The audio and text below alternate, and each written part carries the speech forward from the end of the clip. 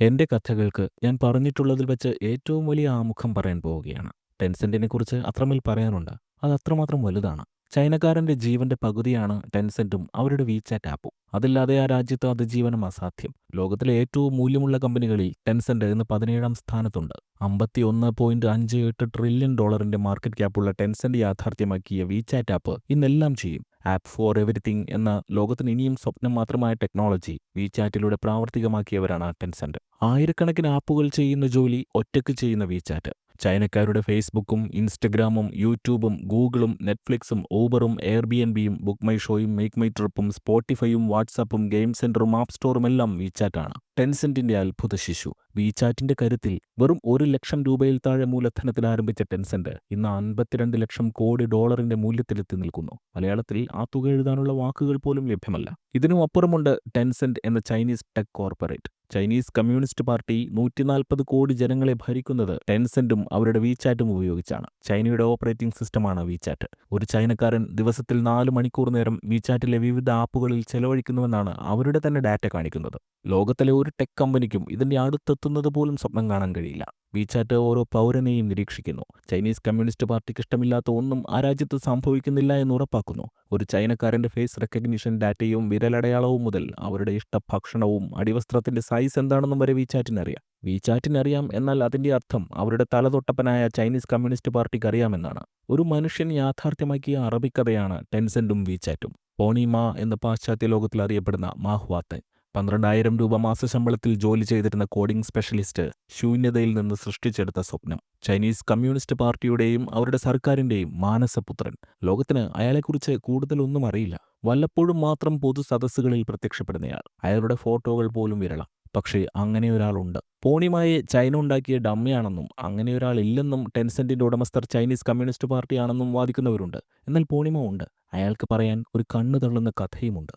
ടെൻസെന്റിന്റെ director ബോർഡിൽ communist party അവരുടെ കേഡർമാരെ പ്രതിഷ്ഠിച്ചിട്ടുണ്ട്. വീചാറ്റിന്റെ server റൂമുകളിൽ internet security police എന്നറിയപ്പെടുന്ന ചൈനയുടെ യുവ പാർട്ടി എഞ്ചിനീയർമാർ ജാഗ്രതയോടെ പണിയെടുക്കുന്നു. വീചാറ്റിലൂടെ ഓരോ ദിവസവും കൈമാറുന്ന ആയിരക്കണക്കിന് കോടി സന്ദേശങ്ങളും പേയ്മെന്റുകളും ലക്ഷക്കണക്കിന് പ്രോക്സികളിലൂടെ അവർ സ്കാൻ ചെയ്യും. നിങ്ങൾ അല്പം കൂടുതൽ ഭക്ഷണം വീചാറ്റിലൂടെ ഓർഡർ ചെയ്താലോ, നിങ്ങളുടെ സൈസിന് അനുയോജ്യമല്ലാത്ത വസ്ത്രം വീചാറ്റിലൂടെ വാങ്ങിയാലോ അതിന്റെ അർത്ഥം സർക്കാരിന് ഇഷ്ടമില്ലാത്ത ഒരു പിടികിട്ടാപ്പുള്ളിയെ നിങ്ങൾ വീട്ടിൽ ഒളിപ്പിച്ചിട്ടുണ്ടെന്നാണ്. നമുക്ക് സങ്കല്പിക്കാൻ പോലും സാധിക്കാത്ത സാങ്കേതിക വിദ്യയുടെ വെർച്വൽ വലക്കണ്ണികളിൽ അവർ ഒരു ജനതയെ കുരുക്കിയിടുന്നു. ആ കഥ കേൾക്കാൻ തയ്യാറെടുത്തോളൂ. ഒന്നുറപ്പ് പറയാം, ഇത് നിങ്ങൾ ഇതുവരെ കേട്ട ഏത് ബിസിനസ് വിജയത്തെക്കാളും വന്യമായ കഥയാണ്. ഓരോ തിരിവുകളിലും അവിശ്വാസം മാത്രം ജനിപ്പിക്കുന്ന കഥ.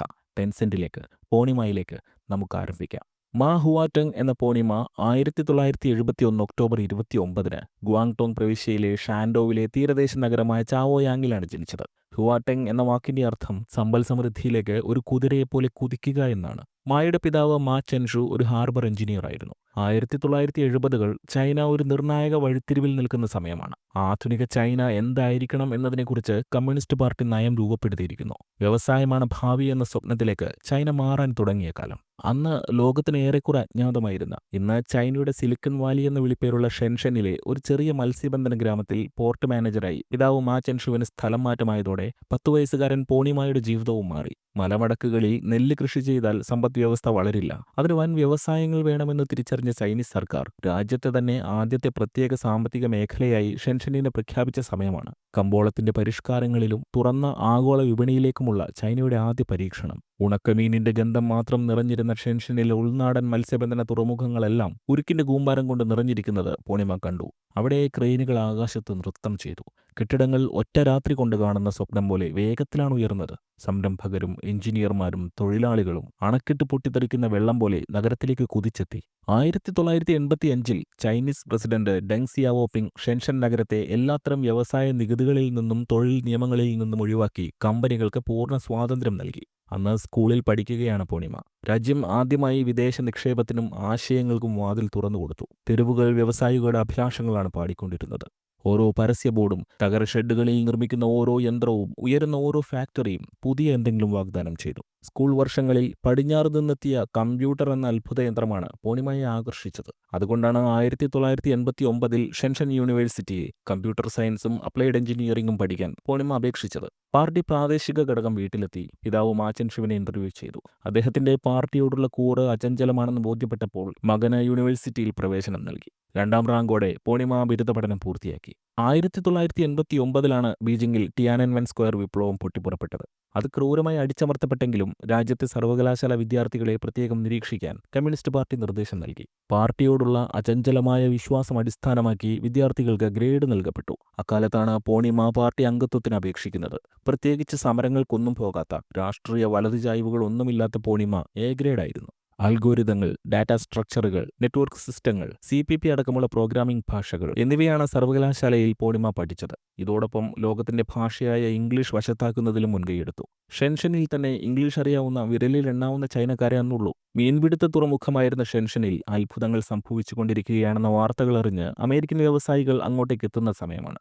ഷെൻഷനിലെ ഫാക്ടറികളിലെത്തുന്ന അമേരിക്കക്കാരെ കൈകാര്യം ചെയ്യാനുള്ള പരിഭാഷകന്റെ റോളിൽ പൂർണിമ അല്പം വരുമാനമുണ്ടാക്കി. അതോടൊപ്പം കമ്പ്യൂട്ടർ ബൈനറിയിൽ പുതിയ സ്വപ്നങ്ങൾ കണ്ടു. അമേരിക്കക്കാരിൽ നിന്നാണ് പൂർണിമ ഇന്റർനെറ്റിനെ കുറിച്ച് കൂടുതൽ അറിയുന്നത്. ചൈനയിൽ ബീജിംഗിൽ മാത്രമാണ് അക്കാലത്ത് മികച്ച കണക്ടിവിറ്റി ഉള്ളത്. ഷെൻഷനിലെ വലിയ ഫാക്ടറികളിൽ അത് ലഭ്യമാണ്. നഗരത്തിലെ എല്ലാ വീടുകളിലേക്കും അതുടനെ എത്തുമെന്ന് കേൾക്കുന്നു. അമേരിക്കക്കാരിൽ നിന്നും ലഭിച്ച വിദേശ ജേണലുകൾ വായിച്ചു.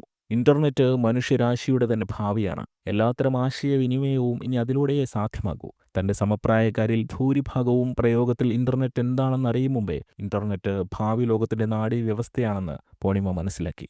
1993 ബിരുദം നേടിയ നിശബ്ദമായ തയ്യാറെടുപ്പോടെയാണ് യൂണിവേഴ്സിറ്റിയിൽ നിന്ന് പുറത്തിറങ്ങിയത്. ചൈനയിൽ അക്കാലത്ത് തൊഴിലിനൊരു പഞ്ഞവുമില്ല, പ്രത്യേകിച്ച് കമ്പ്യൂട്ടർ സയൻസും അപ്ലൈഡ് എഞ്ചിനീയറിംഗും പഠിച്ച വിദ്യാർത്ഥിക്ക്. ചൈന മോഷൻ ടെലികോം ഡെവലപ്മെന്റിലാണ് ആദ്യത്തെ ജോലിക്ക് ചേർന്നത്.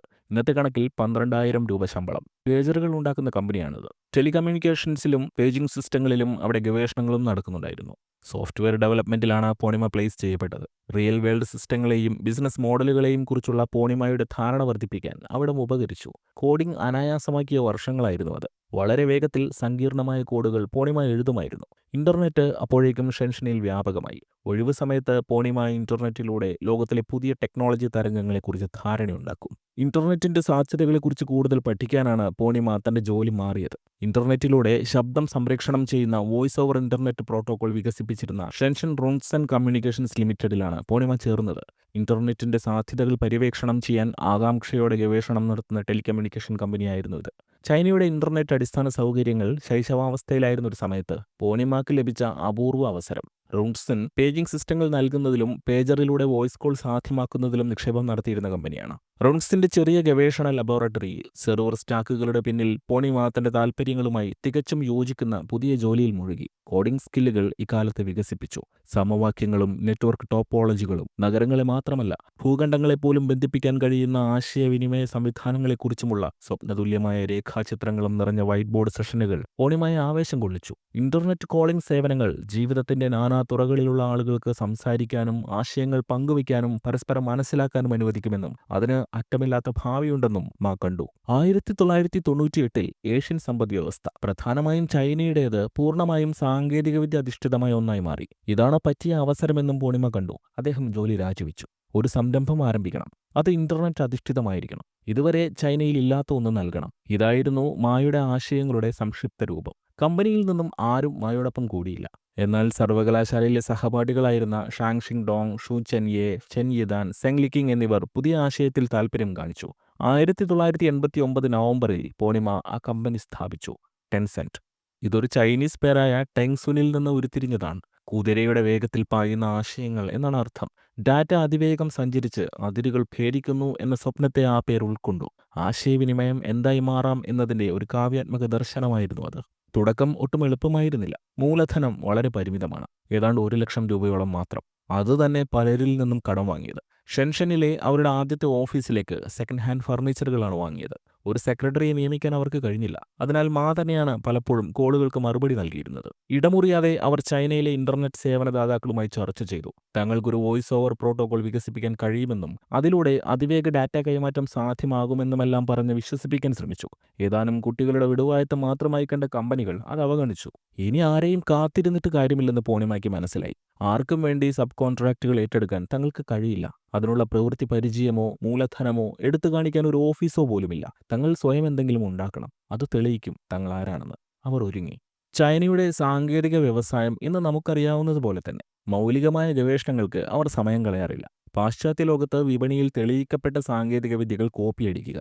അതാണ് അന്നും ഇന്നും ചൈനയുടെ സ്ട്രാറ്റജി. പോണിമായും വ്യത്യസ്തനായിരുന്നില്ല. അവർ അന്വേഷണം തുടങ്ങി. അങ്ങനെയാണ് ഇസ്രായേലി കമ്പനിയായ മിറാബിലിസ് വികസിപ്പിച്ച് അമേരിക്കയിൽ ജനപ്രിയമായിക്കൊണ്ടിരുന്ന ഒരു ഉൽപ്പന്നത്തിലേക്ക് അവരുടെ ശ്രദ്ധയെത്തുന്നത്. ICQ എന്നാണ് അതിന്റെ പേര്. ഒരു ഇൻസ്റ്റന്റ് മെസ്സേജിംഗ് പ്ലാറ്റ്ഫോം. നമ്മൾ ഉപയോഗിക്കുന്ന വാട്സാപ്പിന്റെ ഒരു പ്രാകൃത രൂപം. പക്ഷേ ഇന്ന് വാട്സാപ്പിലുള്ളതുപോലെ വോയിസ് മെസ്സേജുകൾ അയക്കാനോ വീഡിയോ ഷെയറിങ്ങോ ലൈവ് കോളോ ഒന്നുമില്ല. ലൈവ് ടെക്സ്റ്റ് മെസ്സേജുകൾ മാത്രം. അതും പരിമിതമായ വാക്കുകളിൽ. അതാണ് ICQ.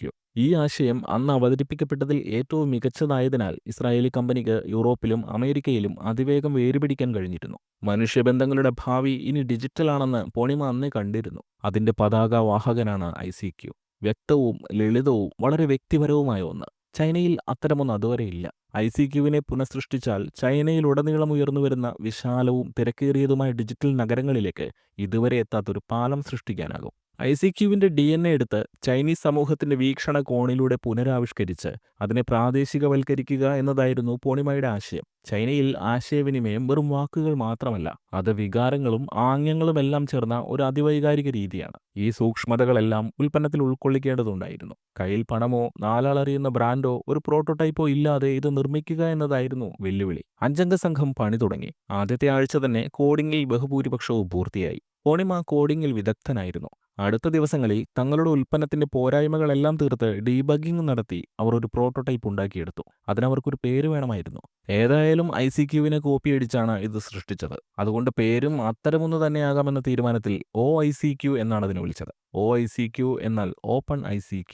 1998-99 കാലഘട്ടത്തിലെ ഷെൻഷൻ വൈരുദ്ധ്യങ്ങളുടെയും വൈവിധ്യങ്ങളുടെയും നഗരമാണ്. അമേരിക്കൻ ഡിമാൻഡ് മുന്നിൽ കണ്ട് അവിടെ പ്ലാസ്റ്റിക് കളിപ്പാട്ടങ്ങൾ മുതൽ കമ്പ്യൂട്ടറുകൾ വരെ നിർമ്മിച്ചിരുന്നു. തെരുവോരങ്ങളിൽ ഇന്റർനെറ്റ് കഫേകൾ മുളച്ചു പൊന്തി. കൗതുകം കൂടുതലായ കൗമാരക്കാരും വിദ്യാർത്ഥികളും ഈ വിചിത്രമായ സൈബറിടത്തിലൂടെ സഞ്ചരിക്കുന്ന സംരംഭകരും അവിടെ നിറഞ്ഞു. അടിസ്ഥാന സൗകര്യങ്ങൾ പരിമിതമാണ്. ഇന്റർനെറ്റ് വേഗത തീരെ കുറവ്. ബാൻഡ്വിഡ്ത്ത് ഒരു ആഡംബരമായിരുന്നതിനാൽ ഓരോ ബൈറ്റ് ഡാറ്റയ്ക്കും പൊന്നിന്റെ വിലയുണ്ടായിരുന്നു. ഡാറ്റയുടെ ഈ പൊള്ളുന്ന മൂല്യം കണക്കാക്കി വളരെ ലളിതമായ ഒരു യൂസർ ഇന്റർഫേസാണ് പോണിമായും സുഹൃത്തുക്കളും സൃഷ്ടിച്ചെടുത്തത്. പഴയ കമ്പ്യൂട്ടറുകളിലും ഡയലപ്പ് കണക്ഷൻ വേഗതയിലും ഇത് പ്രവർത്തിക്കണം. അക്കാലത്ത് ഒരു ക്ലിക്ക് ചെയ്ത് കണക്ഷന് വേണ്ടിയുള്ള പ്രാർത്ഥനയാണ് ചൈനക്കാർക്ക് ഇന്റർനെറ്റ്. വേഗത്തിൽ OICQ ഡൗൺലോഡ് ചെയ്യാൻ സാധിക്കണം. അതിന് ബൈറ്റ് സൈസ് കുറവായിരിക്കണം. പോണിമ എല്ലാ വിശദാംശങ്ങളിലും ശ്രദ്ധ പുലർത്തി. CPP കോഡിന്റെ വരികൾ മുഴുവൻ സിസ്റ്റങ്ങളായി മാറി.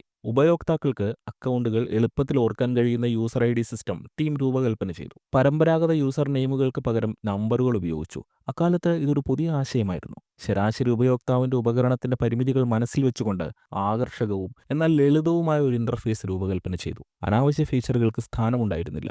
ഓരോ ഫംഗ്ഷനും അപ്പോഴുള്ള ആവശ്യം നിറവേറ്റണമായിരുന്നു. എല്ലാത്തിനും പിന്നിൽ ഒരു പ്രധാന ചോദ്യമുണ്ടായിരുന്നു. ആളുകൾക്ക് എങ്ങനെ കൂടുതൽ എളുപ്പത്തിൽ, കൂടുതൽ സ്വതന്ത്രമായി, കൂടുതൽ അടുപ്പത്തോടെ ഡിജിറ്റലായി സംസാരിക്കാൻ സഹായിക്കാനാകും. 1999 ഫെബ്രുവരിയിൽ ടെൻസെന്റ് OICQ ലോഞ്ച് ചെയ്തു. ബഹളങ്ങളോ ആഘോഷങ്ങളോ ഇല്ലാതെ. ടെൻസെന്റിന്റെ വെബ്സൈറ്റിലേക്ക് നിശബ്ദമായി പോണിമ OICQ അപ്ലോഡ് ചെയ്തു. എന്നാൽ അത് ചൈനീസ് വിവര സാങ്കേതികതയെ പിടിച്ചുകുലുക്കാനിരിക്കുന്ന ഒരു ഭൂകമ്പമാണെന്ന് പോണിമ പോലും അന്ന് കരുതി കാണില്ല. ആദ്യ ആഴ്ച കടന്നുപോയി. വിരലിൽ എണ്ണാവുന്ന ഡൗൺലോഡുകൾ മാത്രം. ആർക്കും അതിൽ താല്പര്യമില്ല. ആദ്യത്തെ മാസങ്ങളിലും സ്ഥിതി അതേപോലെ തന്നെ. 1000-ഓളം ഡൗൺലോഡുകൾ മാത്രം. പോണിമ തന്നെ OICQവിൽ ഒരു ഫേക്ക് അക്കൗണ്ട് തുടങ്ങി. ഒരു സുന്ദരിയുടെ ചിത്രമാണ് പ്രൊഫൈലിൽ നൽകിയത്. പുരുഷന്മാർക്ക് തുരുതുരാ നോട്ടിഫിക്കേഷനുകൾ വിടാൻ തുടങ്ങി. ചൈനയിലായാലും കേരളത്തിലായാലും അതിന് പ്രതികരണമുണ്ടാകും. ആദ്യ മാസം 10,000 ഡൗൺലോഡുകൾ പിന്നിട്ടു. ഡൗൺലോഡ് ചെയ്തവരിൽ തന്നെ വെറും 20% മാത്രം അതിടയ്ക്കിടെ ലോഗിൻ ചെയ്യുന്നുണ്ട്. പോണിമയുടെ ഫേക്ക് അക്കൗണ്ടിന് മറുപടി നൽകുന്നുമുണ്ട്. 2 മാസം കഴിഞ്ഞു, 3 മാസം കഴിഞ്ഞു. പതിയെ ഒരു അനക്കം കണ്ടു തുടങ്ങി. ഡൗൺലോഡ് ചെയ്തവർ തങ്ങളുടെ സുഹൃത്തുക്കളെയും അതിന് നിർബന്ധിച്ചു. കാമുകി കാമുകനോട് അതേക്കുറിച്ച് പറഞ്ഞു. അമ്മ ദൂരെ പഠിക്കാൻ പോയ മകനോട് പറഞ്ഞു. മകൾ പിതാവിനോട് അത് ഡൗൺലോഡ് ചെയ്താൽ നമുക്ക് ചിലവില്ലാതെ മെസ്സേജ് അയക്കാൻ സാധിക്കുമെന്ന് പറഞ്ഞു. കുടുംബങ്ങൾ കണക്റ്റഡ് ആവാൻ തുടങ്ങി. 4 മാസത്തിനുള്ളിൽ OICQ ഡൗൺലോഡ് ചാർട്ടുകളിൽ ഇടം നേടി.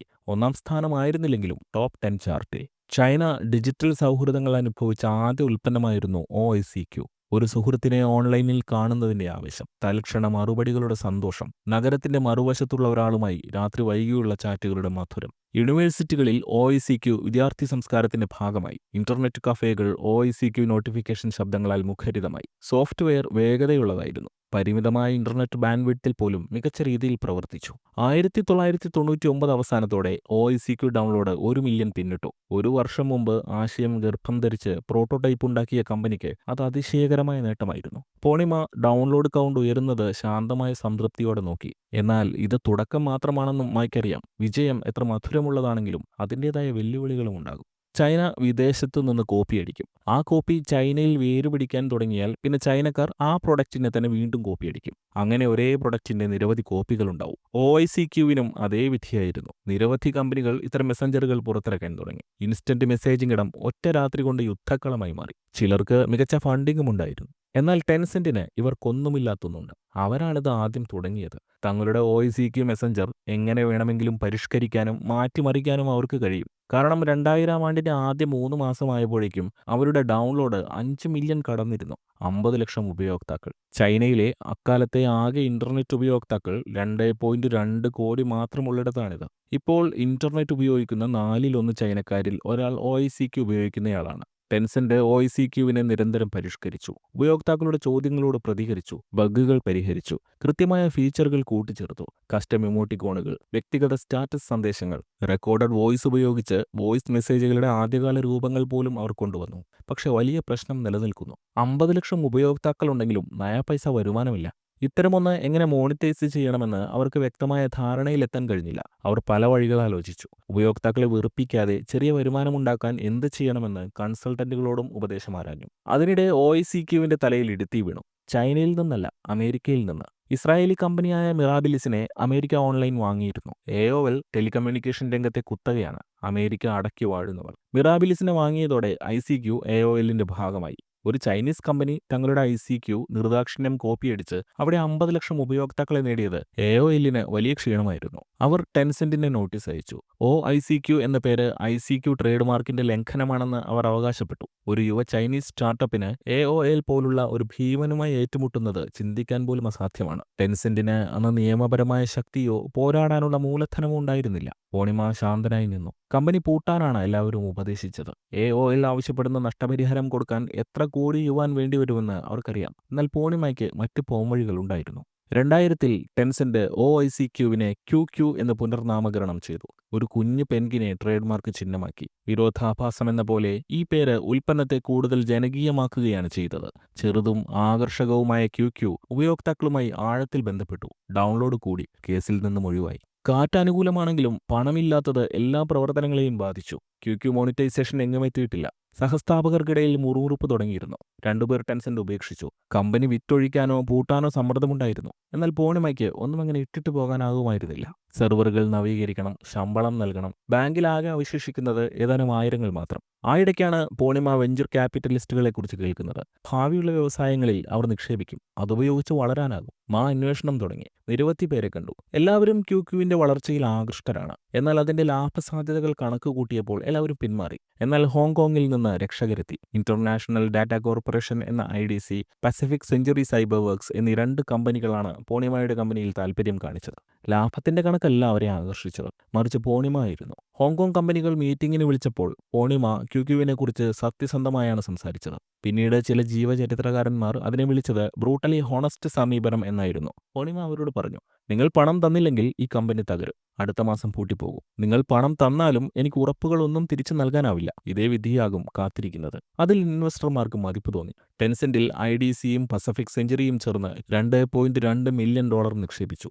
2000 ആണ്ടിൽ അത് ശ്വാസം മുട്ടലിന്റെ വക്കിലായിരുന്ന ടെൻസെന്റിന് ഓക്സിജനായി. പുതിയ ഫണ്ടുകൾക്കൊപ്പം ടെൻസെന്റിൽ പ്രൊഫഷണലിസവും വന്നു. അക്കൗണ്ടന്റുമാർ വന്നു. പുതിയ സെർവറുകൾ വന്നു. അതുവരെ ടെൻസെന്റ് പല സ്റ്റാർട്ടപ്പുകളെയും പോലെ അച്ചടക്കമില്ലാതെയാണ് പ്രവർത്തിച്ചിരുന്നത്. അവർ ഓഫീസ് മാറി. നിയമപരവും തന്ത്രപരവുമായ ലക്ഷ്യങ്ങളുള്ള ഒരു കോർപ്പറേറ്റ് സ്ഥാപനമായി മാറി. ഈ പുനഃസംഘടന നിക്ഷേപകരെ പ്രീതിപ്പെടുത്താൻ വേണ്ടി മാത്രമായിരുന്നില്ല. അത് വളർച്ചയ്ക്ക് തയ്യാറെടുക്കുന്നതിനു വേണ്ടിയാണ്. QQ ഇങ്ങനെ തുടരാൻ കഴിയില്ലെന്നും അതൊരു പണം ചുരത്തുന്ന ചാറ്റ് പ്ലാറ്റ്ഫോമായി മാറണമെന്നും പൂർണിമയ്ക്ക് അറിയാം. ഈ നീക്കങ്ങൾക്കിടയിലും ചൈനീസ് യുവജനങ്ങൾക്കിടയിൽ QQ അതിവേഗം വളർന്നു. 2000 അവസാനത്തോടെ അത് 7 മില്യൺ ഡൗൺലോഡ് കടന്നു. ചുവന്ന സ്കാർഫും കുസൃതി നിറഞ്ഞ പുഞ്ചിരിയുമുള്ള കുഞ്ഞു പെൻഗ്വിൻ ചിഹ്നം ഷാങ്ഹായ് മുതൽ സിച്ചുവാൻ വരെ എല്ലാവർക്കും പരിചിതമായി. ക്യൂ പ്രൊഫൈൽ നമ്പറുകൾ വ്യക്തിഗത ഐഡന്റിറ്റികളായി. ഉപയോക്താക്കൾ അവ ബിസിനസ് കാർഡുകൾ പോലെ കൈമാറി, ബാഡ്ജുകൾ പോലെ ധരിച്ചു. ചൈനയിലെ നഗരങ്ങളിലുടനീളം ഇന്റർനെറ്റ് കഫേകളുടെ ചുവരുകളിൽ ടാറ്റു ചെയ്തു.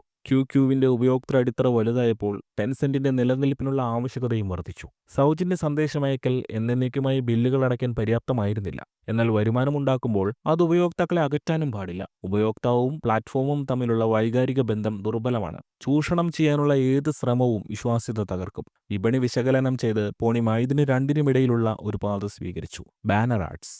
ക്യൂ തുറക്കുമ്പോൾ മുതൽ പരസ്യങ്ങൾ വരാൻ തുടങ്ങി. മുകളിലും താഴെയുമെല്ലാം അരോചകമായ പരസ്യങ്ങൾ. ഉപയോക്താക്കൾക്ക് ഇവ സഹിക്കാൻ പറ്റാതായി. ചിലപ്പോൾ ചാറ്റ് ബോക്സ് മറയുന്ന രീതിയിൽ ശരിയായി ഡിസൈൻ ചെയ്തിട്ടില്ലാത്ത പരസ്യങ്ങളും ഉണ്ടായിരുന്നു. 100 ദിവസത്തിന് മുകളിൽ ഈ പരസ്യം കൊണ്ട് കാശുണ്ടാക്കുന്ന വിദ്യ പരീക്ഷിക്കാൻ പൂർണിമയ്ക്ക് കഴിഞ്ഞില്ല. ഇനിയും അത് തുടർന്നാൽ കാര്യങ്ങൾ വഷളാകും. ഉപയോക്താക്കൾ പ്ലാറ്റ്ഫോം വിടും. ഇനിയെന്ത്? പൂർണിമ ചിന്തിച്ചു. പൂർണിമ പടിഞ്ഞാറേക്ക് നോക്കി. ഉത്തരം കിട്ടിയില്ല. അയൽക്കാരായ കൊറിയയിൽ നിന്ന് കിട്ടി. കൊറിയൻ വെബ്സൈറ്റായ sayclub.comന്റെ ശൈലിയിലുള്ള അവതാരങ്ങൾ. ക്യൂ ഷോ എന്ന പേരിൽ ഒരു തമാശയെന്നോണം ഉപയോക്താക്കൾക്ക് അവരുടെ ക്യൂ അവതാറുകൾ കസ്റ്റമൈസ് ചെയ്യാനുള്ള ഓപ്ഷൻ അവതരിപ്പിച്ചു. അവതാറുകൾക്ക് പുതിയ വസ്ത്രങ്ങൾ, പശ്ചാത്തലങ്ങൾ, ആക്സസറികൾ എന്നിവ ഉപയോഗിച്ച് അവരുടെ കുഞ്ഞു പെൻഗ്വിനുകൾക്ക് ജീവൻ നൽകാമായിരുന്നു. ചെറിയൊരു ഫീസ് നൽകണമെന്ന് മാത്രം. ഇത് ഹിറ്റായി. ചൈനീസ് യുവത്വം ഏറ്റവും പുതിയ അവതാറുകൾക്കായി കാത്തിരിക്കാൻ തുടങ്ങി. ഏറ്റവും വില കൂടിയ അവതാറുകൾ പ്രൊഫൈലിലുള്ളവർക്ക് അത് സ്റ്റാറ്റസ് സിംബലായി. കുറച്ച് യുവാൻ മുടക്കി ഉപയോക്താക്കൾക്ക് അവരുടെ ഡിജിറ്റൽ രൂപങ്ങൾ വേറിട്ട് നിർത്താൻ കഴിഞ്ഞു. നിലനിൽക്കാനുള്ള പണം ടെൻസെന്റിന് ലഭിക്കാൻ തുടങ്ങി. നിക്ഷേപകർക്കും ഈ പുതിയ രീതി ഇഷ്ടപ്പെട്ടു. ചൈനയിൽ ഇന്റർനെറ്റ് വളർന്നതിന്റെ ഇരട്ടി വേഗത്തിൽ ക്യൂ വളർന്നു. ഉപയോക്താക്കളുടെ എണ്ണം 5 കോടിയിലെത്തി. പിന്നാലെ ക്യൂവിൽ റിംഗ് ടോണുകളും ഇമോജികളും വന്നു. ഡിജിറ്റൽ ലോകത്തിലെ ചെറിയ ആഡംബരങ്ങൾ. ദശലക്ഷക്കണക്കിന് പേർ ഇതെല്ലാം ചെറിയ പണം കൊടുത്തു വാങ്ങി തങ്ങളുടെ ക്യൂ പ്രൊഫൈലിനോട് ചേർത്തു.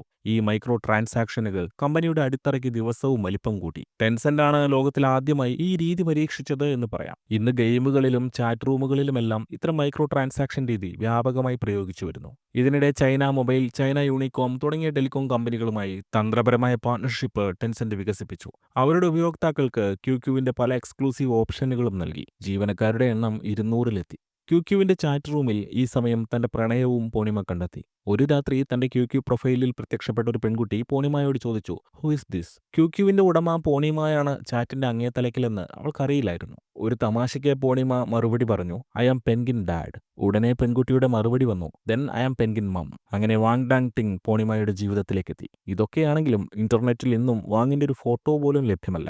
ഈ സമയം ഒരു പ്രതിസന്ധി തലപൊക്കി. മൈക്രോസോഫ്റ്റ് ആയിരുന്നു ഇത്തവണ എതിരാളി. അവർ തങ്ങളുടെ MSN മെസ്സഞ്ചറിന്റെ ഏറ്റവും പുതിയ പതിപ്പ് ചൈനയിൽ അവതരിപ്പിച്ചു. ടെൻസെന്റിന് മൈക്രോസോഫ്റ്റുമായി ഒരു മത്സരമെന്നത് അക്കാലത്ത് ചിന്തിക്കാനാവില്ല. എന്നിട്ടും പൊരുതാനായിരുന്നു പൂർണിമയുടെ തീരുമാനം. ഫലത്തിൽ ക്യൂവും MSN ചാറ്റും ചെയ്യുന്നത് ഒരേ ജോലി തന്നെ. പക്ഷേ ഒന്ന് തനി ചൈനീസും മറ്റൊന്ന് അമേരിക്കനുമാണ്. മത്സരം മുറുകി. MSN തുടക്കത്തിലേറെ മുന്നേറി. പക്ഷേ അവർക്ക് ചില പരാധീനതകളുണ്ടായിരുന്നു. അതിലൊന്നാണ് അവരുടെ കോർപ്പറേറ്റ് സ്ട്രക്ചർ. മൈക്രോസോഫ്റ്റിന് ചൈനയിൽ എന്തെങ്കിലും തീരുമാനമെടുക്കണമെങ്കിൽ അത് അമേരിക്കയിലെ ഉന്നത എക്സിക്യൂട്ടീവുകളുടെ അനുമതി നേടി തിരിച്ചു വരണമായിരുന്നു. അപ്ഡേറ്റുകളും പുതിയ ഫീച്ചറുകളും അതുകൊണ്ട് തന്നെ വൈകി. ക്യൂവിനും ടെൻസെന്റിനും ഇത്തരം പരിമിതികളൊന്നുമില്ല. രാവിലെ തീരുമാനിച്ച അപ്ഡേറ്റ് അവർ വൈകിട്ട് നടപ്പാക്കി. 2002-ൽ മൈക്രോസോഫ്റ്റ് MSN ചാറ്റിനെ MSN ലൈവുമായി സംയോജിപ്പിച്ചു. ഇത് ഉപയോക്താക്കൾക്കിടയിൽ ആശയക്കുഴപ്പമുണ്ടാക്കി. പതിയെ MSNന്റെ മാർക്കറ്റ് കൂടി ക്യൂ പിടിച്ചു. ഉപയോക്താക്കളുടെ എണ്ണം 100 മില്യണിലെത്തി. ഏതാണ്ട് 10 കോടി പേർ. ഇക്കാലത്ത് സൗത്ത് ആഫ്രിക്കയിൽ നിന്നുള്ള VC ഫേമായ നാസ്പേഴ്സ് ടെൻസെന്റിൽ $32 മില്യൺ നിക്ഷേപിച്ചു.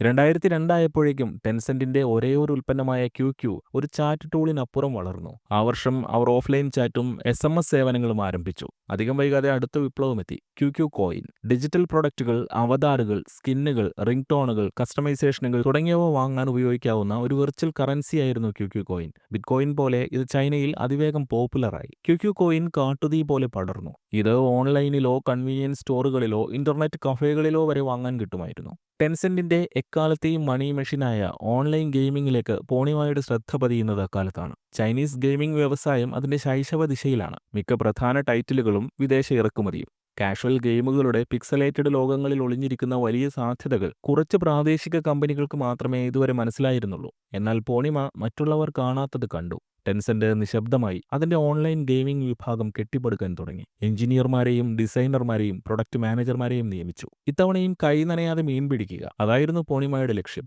ഒരു ഗെയിം പോലും ടെൻസെന്റ് വികസിപ്പിച്ചില്ല. അമേരിക്കയിൽ നിന്ന് ഗെയിമുകളുടെ ചൈനയിലുള്ള വിതരണാവകാശം വാങ്ങി. 10 കോടി ഉപയോക്താക്കളുള്ള ക്യൂക്യൂവിനെ അവഗണിക്കാൻ അമേരിക്കൻ ഗെയിം നിർമ്മാതാക്കൾക്ക് കഴിയുമായിരുന്നില്ല. അവർ ടെൻസെന്റുമായി ചർച്ചകൾ നടത്തി. ചൈനീസ് ഗവൺമെന്റിന്റെ അക്കാലത്തെ നേരിട്ടുള്ള വിദേശ നിക്ഷേപം സംബന്ധിച്ച പുതിയ നിയമപ്രകാരം വിദേശ കമ്പനികൾക്ക് ചൈനയിൽ പ്രവർത്തിക്കണമെങ്കിൽ അവർ ഏതെങ്കിലും ചൈനീസ് കമ്പനിയുമായി സാങ്കേതിക വിദ്യയിലും പ്രൊഡക്ഷനിലും സഹകരിക്കണമായിരുന്നു. ഇതോടെ അമേരിക്കൻ ഗെയിം നിർമ്മാതാക്കൾക്ക് ഒരു ചൈനീസ് പങ്കാളിയില്ലാതെ തങ്ങളുടെ ഗെയിമുകൾ 100 കോടി ജനങ്ങളുടെ മുന്നിൽ എത്തിക്കാൻ സാധിക്കില്ലെന്നായി. എന്നിട്ടും ടെൻസെന്റ് വരച്ച വരയിൽ അമേരിക്കൻ കമ്പനികൾക്ക് നിൽക്കേണ്ടി വന്നു. കാരണം ക്യൂക്യൂവിന്റെ വലിയ കസ്റ്റമർ ബേസ് തന്നെ. അത് കാട്ടി അവർ വിലപേശി. തങ്ങൾക്ക് തോന്നിയ വിലയ്ക്ക് ഗെയിമുകൾ വാങ്ങി ചൈനയിൽ വിതരണം ചെയ്തു. പണത്തിന്റെ കുത്തൊഴുക്കായിരുന്നു പിന്നീട്. ഗെയിമുകളെല്ലാം ക്യൂക്യൂ പ്ലാറ്റ്ഫോമുമായി ഇന്റഗ്രേറ്റ് ചെയ്തു. ചാറ്റിനൊപ്പം ഗെയിമും കളിക്കാം. ഇവിടെയും മൈക്രോ ട്രാൻസാക്ഷൻ പോണിമ നടപ്പാക്കി. ക്യൂക്യൂവിൽ ഗെയിമുകളെല്ലാം സൗജന്യമാണ്. പകരം കൂടുതൽ കസ്റ്റമൈസേഷനും ഫീച്ചറുകൾക്കും മാത്രം പണം നൽകുക എന്ന രീതി. ഇതിനോടൊപ്പം ടെൻസെന്റ് അതിന്റെ മൊബൈൽ സേവനങ്ങളും വികസിപ്പിച്ചു. മൊബൈൽ ബില്ലിംഗ് സിസ്റ്റങ്ങളുമായി ടെൻസെന്റ് ക്യൂക്യൂവിനെ സംയോജിപ്പിച്ചു. ഇത് ഉപയോക്താക്കൾക്ക് അവരുടെ ഫോൺ ക്രെഡിറ്റ് വഴി പ്രീമിയം ഫീച്ചറുകൾ സബ്സ്ക്രൈബ് ചെയ്യാൻ അനുവദിച്ചു. ഈ മൊബൈൽ ഫസ്റ്റ് ചിന്താഗതിയാണ് ടെൻസെന്റിന്റെ ഭാവി ആധിപത്യത്തിന് അടിത്തറയിട്ടത്. ടെൻസെന്റ് ഷാങ്ഹായ്, ചെങ്ഡു, ബീജിംഗ് തുടങ്ങിയ പ്രധാന നഗരകേന്ദ്രങ്ങളിൽ പുതിയ ഓഫീസുകൾ തുറന്നു. 2003 ക്യൂക്യൂ 120 മില്യൺ ഉപയോക്താക്കളിലെത്തി. അവരിൽ 30 മില്യൺ പേർ എല്ലാ ദിവസവും പ്ലാറ്റ്ഫോം സജീവമായി ഉപയോഗിച്ചിരുന്നവരാണ്. 2003 മാസങ്ങൾ നീണ്ട ഡെവലപ്മെന്റിനും ട്രയലുകൾക്കും ശേഷം ടെൻസെന്റ് അതിന്റെ ആദ്യത്തെ മൾട്ടിപ്ലെയർ ഓൺലൈൻ ഗെയിം പുറത്തിറക്കി, ക്യൂക്യൂ ടാങ്. ക്ലാസിക് ആർക്കേഡ് ഗെയിം പ്ലേയിൽ നിന്ന് പ്രചോദനം ഉൾക്കൊണ്ട് ക്യൂക്യൂവിന്റെ തനതായ ബ്രാൻഡിംഗുമായി ചേർന്നു പോകുന്ന ക്യൂക്യൂ ടാങ് പുതുമയുള്ള കാഷ്വൽ മൾട്ടിപ്ലെയർ ഗെയിമായിരുന്നു. 2003 തന്നെ യാഹൂവിന്റെ മാതൃകയിൽ QQ.com ആരംഭിച്ചു. ക്യൂക്യൂവിന്റെ ഹോം പേജ് എന്നതിലുപരി അതിൽ സെർച്ച് എഞ്ചിൻ, വാർത്താലേഖനങ്ങൾ, എന്റർടൈൻമെന്റ്, സെലിബ്രിറ്റി ഗോസിപ്പുകൾ, ഗെയിമിംഗ് അപ്ഡേറ്റുകൾ എന്നിവയും ഉണ്ടായിരുന്നു. അധികം വൈകാതെ ക്യൂക്യൂവിൽ ഡേറ്റിംഗ് ചാറ്റും ബ്ലോഗും ഉൾപ്പെടുത്തി. 2004 ജൂൺ 16-ന് ടെൻസെന്റ് ഹോങ്കോങ് എക്സ്ചേഞ്ചിൽ തങ്ങളുടെ IPO നടത്തി. $200 മില്യൺ സമാഹരിച്ചത്. ഇതോടെ ടെൻസെന്റിന്റെ മാർക്കറ്റ് ക്യാപിറ്റലൈസേഷൻ $1 ബില്യൺ വലുത് വരാനിരിക്കുന്നതേ ഉണ്ടായിരുന്നുള്ളൂ. 2005 ടെൻസെന്റ് ഓൺലൈൻ ഗെയിമിംഗിൽ വലിയ നിക്ഷേപം നടത്തി. ക്യൂക്യൂ ഫാന്റസി എന്ന ഗെയിം വലിയ ഹിറ്റായി. ഗെയിം ഡെവലപ്മെന്റിൽ മാത്രമല്ല, ഗെയിമിംഗിന്റെ ആവാസ വ്യവസ്ഥയിലും ടെൻസെന്റ് വലിയ തോതിൽ നിക്ഷേപം നടത്തിയിരുന്നു. വെർച്വൽ പർച്ചേസിനുള്ള സുരക്ഷിതമായ പേയ്മെന്റ് സംവിധാനങ്ങൾ, ഗെയിം പ്ലേ സന്തുലിതമാക്കാൻ AI അൽഗോരിതങ്ങൾ, ദശലക്ഷക്കണക്കിന് കളിക്കാരെ ഒരേ സമയം കൈകാര്യം ചെയ്യാൻ കഴിയുന്ന കരുത്തുറ്റ ബാക്കെൻഡ് സെർവറുകൾ. 2005 തന്നെ അദ്ദേഹം ക്യൂസോൺ എന്ന പേരിൽ ക്യൂക്യൂവുമായി ഇന്റഗ്രേറ്റ് ചെയ്ത സോഷ്യൽ നെറ്റ്വർക്കിംഗ് സേവനം ആരംഭിച്ചു. ഫേസ്ബുക്കിനും മൈസ്പേസിനും ടെൻസെന്റിന്റെ മറുപടിയായിരുന്നു ക്യൂസോൺ. മാസങ്ങൾക്കുള്ളിൽ ചൈനയിൽ ക്യൂസോൺ തഴച്ചു വളർന്നു. ആപ്പിൾ ഐഫോൺ, സ്മാർട്ട് ഫോൺ യുഗത്തെ പുനർനിർവചിക്കുന്നതിന് വളരെ മുൻപ് തന്നെ ചൈനീസ് ഉപയോക്താക്കൾ മൊബൈൽ ചാറ്റ് സ്വീകരിച്ചു തുടങ്ങിയിരുന്നു. ആദ്യം SMS വഴിയും പിന്നീട് വാപ്പ് വഴിയും പ്രവർത്തനക്ഷമമാക്കിയ ഉപകരണങ്ങളിലൂടെ. 2005 പോണിമ മൊബൈൽ ക്യൂക്യൂ പുറത്തിറക്കി. ഇത് ഫീച്ചർ ഫോണുകൾക്കായി ഒപ്റ്റിമൈസ് ചെയ്ത ഒന്നായിരുന്നു. ചൈനയിലെ മിക്ക ഇന്റർനെറ്റ് ഉപയോഗവും അപ്പോഴും ഇന്റർനെറ്റ് കഫേകളിലോ ഡെസ്ക്ടോപ്പ് PCകളിലോ നടന്നിരുന്ന സമയത്ത് മൊബൈൽ ക്യൂക്യൂ വിപ്ലവകരമായിരുന്നു. ഇത് ഓരോ മൊബൈൽ ഫോണിനെയും ക്യൂക്യൂവിന്റെ വിശാലമായ പ്രപഞ്ചത്തിലേക്കുള്ള ഒരു കവാടമാക്കി മാറ്റി. മൊബൈൽ ഫോണിനു വേണ്ടി നിക്ഷേപം ഇറക്കണോ എന്ന് പടിഞ്ഞാറൻ സാങ്കേതിക ലോകം സംവാദം നടത്തിക്കൊണ്ടിരിക്കുമ്പോൾ പോണിമ ടെൻസെന്റിനെ ഒരു മൊബൈൽ ഫസ്റ്റ് കമ്പനിയാക്കാൻ ഒരുങ്ങി. അടുത്ത ദശകത്തെ നിർവചിക്കുന്ന ഒരു ദീർഘവീക്ഷണമുള്ള നീക്കം. 2005 ടെൻസെന്റ് ഇ-കൊമേഴ്സിലേക്കും കടന്നു. ആലിബാബയുടെ താവോബാവോ ചൈനയിലെ ഓൺലൈൻ ഷോപ്പിംഗ് ലോകം കീഴടക്കിയപ്പോൾ അത് പ്രതിരോധിക്കാൻ ടെൻസെന്റ് പൈപൈ.com പുറത്തിറക്കി. 2006 ടെൻസെന്റ് പിന്നീട് സക്കർബർഗിന്റെ മെറ്റാവേഴ്സിന്റെ മുൻഗാമിയായ കൈമി കമ്മ്യൂണിറ്റിയുമായി വന്നു. 2007 ക്യൂക്യൂ മ്യൂസിക് മികച്ച ഗെയിം പ്ലേ മെക്കാനിക്സ് സംയോജിപ്പിച്ച മൾട്ടിപ്ലെയർ റേസിംഗ് ഗെയിമായ ക്യൂക്യൂ സ്പീഡ് എന്നിവ പുറത്തിറക്കി. എല്ലാം പണം വാരി. പണമേറെ കയ്യിൽ വന്നതോടെ ചൈനയിൽ നിർത്തിയില്ല ടെൻസെന്റ്. 2007 തന്നെ അമേരിക്കൻ കമ്പനിയായ റയറ്റ് ഗെയിംസിൽ ടെൻസെന്റ് നിക്ഷേപം നടത്തി. ആ പണം കൊണ്ടാണ് റയറ്റ് ഗെയിംസ് അവരുടെ എക്കാലത്തെയും മികച്ച ഗെയിമായ ലീഗ് ഓഫ് ലെജൻഡ്സ് വികസിപ്പിച്ചത്. 2007 അവസാനത്തോടെ ടെൻസെന്റിന്റെ ആകെ വരുമാനം $5 ബില്യൺ കവിഞ്ഞു. ഓൺലൈൻ ഗെയിമുകളും മൈക്രോ ട്രാൻസാക്ഷനുകളുമായിരുന്നു കറവപ്പശുക്കൾ. പോണിമയ്ക്ക് അപ്പോഴും വിശക്കുന്നുണ്ടായിരുന്നു. അദ്ദേഹം തന്റെ കമ്പനിയുടെ റിസർച്ച് ആൻഡ് ഡെവലപ്മെന്റ് വിഭാഗത്തെ പല ടീമുകളാക്കി തിരിച്ചു. അവരോട് സ്വതന്ത്ര ആശയങ്ങളുണ്ടാക്കി പുതിയ ബിസിനസ്സുകൾക്ക് ജന്മം നൽകാൻ പറഞ്ഞു. ഏറ്റവും മികച്ച ടീം കമ്പനിയിൽ നിലനിൽക്കും. അത് പിന്നീടുള്ള കാലം പോണിമയുടെ സിദ്ധാന്തമായിരുന്നു. അദ്ദേഹം പറയുമായിരുന്നു, ഇത് നായയെ തിന്നുന്ന നാടാണ്. ഇവിടെ നിങ്ങൾ തിന്നില്ലെങ്കിൽ നിങ്ങളെ തിന്നും. ടെൻസെന്റ് ഒരു ഷാർക്ക് റൂമാണ്. വലുത് ചെറുതിനെ തിന്നുന്ന കമ്പനിക്കുള്ളിൽ 996 വർക്ക് കൾച്ചറാണ് പോണിമ പിന്തുടർന്നത്. രാവിലെ 9 മണി മുതൽ രാത്രി 9 മണി വരെ, ആഴ്ചയിൽ 6 ദിവസവും ജോലി. കമ്മ്യൂണിസ്റ്റ് ചൈന ഈ തൊഴിൽ അനീതിക്കെതിരെ കണ്ണടച്ചു. അവർക്ക് വലിയ ഡാറ്റ കോർപ്പറേറ്റുകൾ വേണ്ടിയിരുന്നു. അവരെ കൊണ്ട് ആവശ്യമുണ്ടായിരുന്നു. 2008 ടെൻസെന്റിന്റെ എക്കാലത്തെയും പണം വാരി ഗെയിം പുറത്തിറങ്ങി,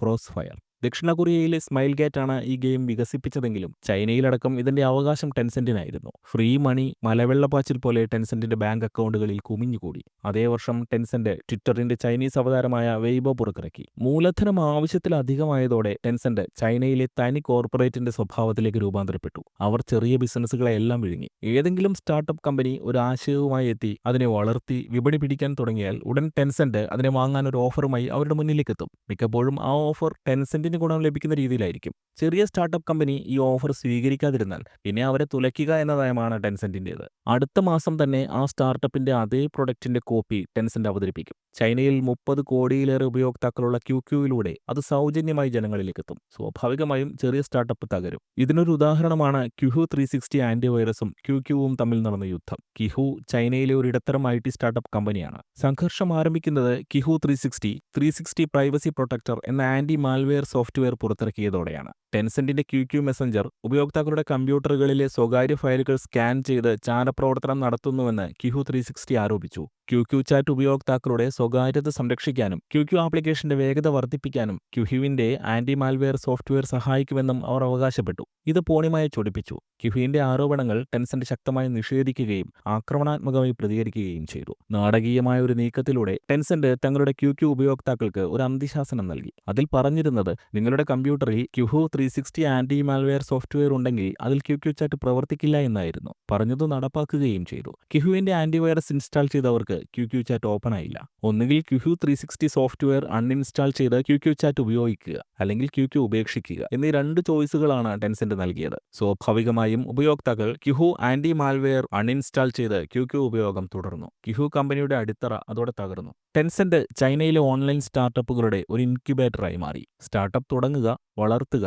ടെൻസെന്റിന് വിൽക്കുക, തലതാഴ്ത്തി സ്ഥലം വിടുക. തങ്ങളുടെ മൂക്കിന് താഴെ ഒരു കോർപ്പറേറ്റ് സ്ഥാപനം എല്ലാത്തരം കുത്തക വിരുദ്ധ നിയമങ്ങളെയും വെല്ലുവിളിച്ചിട്ടും ചൈനീസ് ഗവൺമെന്റ് അനങ്ങിയില്ല. അപ്പോഴേക്കും പോണിമ കമ്മ്യൂണിസ്റ്റ് പാർട്ടിക്ക് വേണ്ടപ്പെട്ടവനായി മാറിയിരുന്നു. അമേരിക്കയിൽ നിന്ന് കോപ്പിയടിച്ചതും ചുളുവിലയ്ക്ക് ഭീഷണിപ്പെടുത്തി വാങ്ങിയതും സ്വയം വികസിപ്പിച്ചതുമെല്ലാമായി 120ഓളം വെബ്സൈറ്റുകളും ഗെയിമുകളും ആപ്പുകളുമാണ് 2008 ടെൻസെന്റിനുണ്ടായിരുന്നത്. എല്ലാ രംഗത്തേക്കും അവരെത്തി. ഗെയിമിംഗ് മുതൽ ഓൺലൈനിൽ ആക്രി വിൽക്കൽ വരെ. 2008 ചൈനീസ് പുതുവത്സര ദിനത്തിൽ ക്യൂക്യൂ കോയിനുകൾക്ക് അഭൂതപൂർവമായ ഡിമാൻഡാണ് ഉണ്ടായിരുന്നത്. കാമുകന്മാർ ക്യൂക്യൂ കോയിൻ വാങ്ങി തങ്ങളുടെ പ്രിയപ്പെട്ടവർക്ക് ഡിജിറ്റൽ സമ്മാനങ്ങൾ അയച്ചു. സിനിമകൾ, ഗെയിമുകൾ, അവതാറുകൾ, സബ്സ്ക്രിപ്ഷനുകൾ, അങ്ങനെ നിരവധി. ആ വർഷം ആ വ്യത്യാസം പോണിമ ശ്രദ്ധിച്ചു. ഏറ്റവും അധികം ട്രാൻസാക്ഷനുകൾ നടന്നിട്ടുള്ളത് ക്യൂക്യൂവിന്റെ ഡെസ്ക്ടോപ്പ് ചാറ്റ് ആപ്പ് വഴി തന്നെയാണ്. എന്നാൽ ക്യൂക്യൂ ചാറ്റിന്റെ അക്കാലത്ത് പ്രാകൃതമായ മൊബൈൽ ചാറ്റിംഗ് വഴിയാണ് 30%-ലേറെ ട്രാൻസാക്ഷനുകൾ നടന്നിരിക്കുന്നത്. പോണിമ സംശയലേശമില്ലാതെ തിരിച്ചറിഞ്ഞു, മൊബൈലാണ് ഭാവി. ക്യൂക്യൂവിന്റെ ഉപഭോക്താക്കൾ 30 കോടിയിൽ നിന്ന് 50 കോടിയിലേക്ക് വളർന്നിരിക്കുന്നു. സ്വന്തമായി 120 ആപ്പുകളുമുണ്ട്. എന്നാൽ പടിഞ്ഞാറൻ ലോകത്ത് ഒരു നിശബ്ദ വിപ്ലവം നടക്കുന്നുണ്ട്. മൊബൈൽ ഇന്റർനെറ്റ് അതുടൻ ചൈനയിലെത്തും. സ്മാർട്ട് ഫോണുകളിലേക്കുള്ള അനിവാര്യമായ മാറ്റത്തിന് നിശബ്ദമായി തയ്യാറെടുത്തു. കമ്പനിയിലെ ഏറ്റവും വിശ്വസ്തരായ ചിലരെ മാത്രം വിളിച്ചുകൂട്ടി. മൊബൈലിന് വേണ്ടി ടെൻസെന്റിന് എന്ത് ചെയ്യാനാകും എന്ന് ചർച്ച ചെയ്തു. ആദ്യഘട്ടമെന്ന നിലയിൽ തങ്ങളുടെ നിലവിലുള്ള വെബ്സൈറ്റുകൾ മൊബൈൽ ആപ്ലിക്കേഷനുകളായി പരിവർത്തനം ചെയ്യാനുള്ള ശ്രമം ആരംഭിച്ചു. ഇതിന് ടെൻസെന്റ് വലിയ തോതിൽ നിക്ഷേപം തുടങ്ങി. എഞ്ചിനീയർമാരെയും പ്രൊഡക്റ്റ് മാനേജർമാരെയും പുനർവിന്യസിച്ചു. ലാബുകൾ പുനഃസംഘടിപ്പിച്ചു. പോണിമ മൊബൈൽ ഇന്റർനെറ്റിനെ കുറിച്ച് മാത്രം സംസാരിച്ചു. അമേരിക്കയിലേക്ക് നിരന്തര യാത്ര നടത്തി. ചൈന ആഗോള ഇന്റർനെറ്റിനെ ആവേശത്തോടെ പുണരാൻ ആരംഭിച്ചപ്പോൾ ടെൻസെന്റ് ഒരു തുടക്കമെന്ന നിലയിൽ ക്യൂക്യൂ ഇന്റർനാഷണൽ പുറത്തിറക്കി. ഇത് ചൈനീസ് ഇതര ഉപയോക്താക്കൾക്കായി രൂപകൽപ്പന ചെയ്ത ക്യൂക്യൂവിന്റെ ഇംഗ്ലീഷ് പതിപ്പാണ്. ഗ്രേറ്റ് ഫയർവാളിന് മുകളിലൂടെ എത്തി നോക്കി ഞങ്ങൾ ലോകത്തിനു വേണ്ടി തയ്യാറാണ് എന്ന് പറയാനുള്ള മായുടെ വഴിയായിരുന്നു അത്. ടെലികമ്മ്യൂണിക്കേഷൻ രംഗത്ത് ചൈനയിലെ പ്രധാന മൊബൈൽ കാരിയറുകളിൽ ഒന്നായ ചൈന യൂണികോമുമായി ടെൻസെന്റിനുള്ള പങ്കാളിത്തം ചൈനയിലെ മൊബൈൽ ഇന്റർനെറ്റിന്റെ ആദ്യ നാളുകളിൽ തന്നെ അവർക്ക് മേൽക്കൈ നൽകിയിരുന്നു. അതുമാത്രം പോരാ, ലോകം അതിവേഗം മാറുകയാണ്. വരുമാനത്തിൽ ഇതാദ്യമായി ആ വർഷം ഗെയിമിംഗ് വ്യവസായം ആഗോളതലത്തിൽ സിനിമാ വ്യവസായത്തെ കവച്ചുവെച്ചു. ഇതിൽ മൊബൈലിന്റെയും പോർട്ടബിൾ ഗെയിമിംഗ് ഉപകരണങ്ങളുടെയും പങ്ക് വളരെ വലുതാണ്. പോണിമയ്ക്ക് ഇനിയും ക്ഷമയോടെ കാത്തിരിക്കാനാവുമായിരുന്നില്ല. 2010 നവംബറിൽ പോണിമ അമേരിക്കയിലേക്ക് പോയത് വ്യക്തമായ ലക്ഷ്യങ്ങളോടെയായിരുന്നു.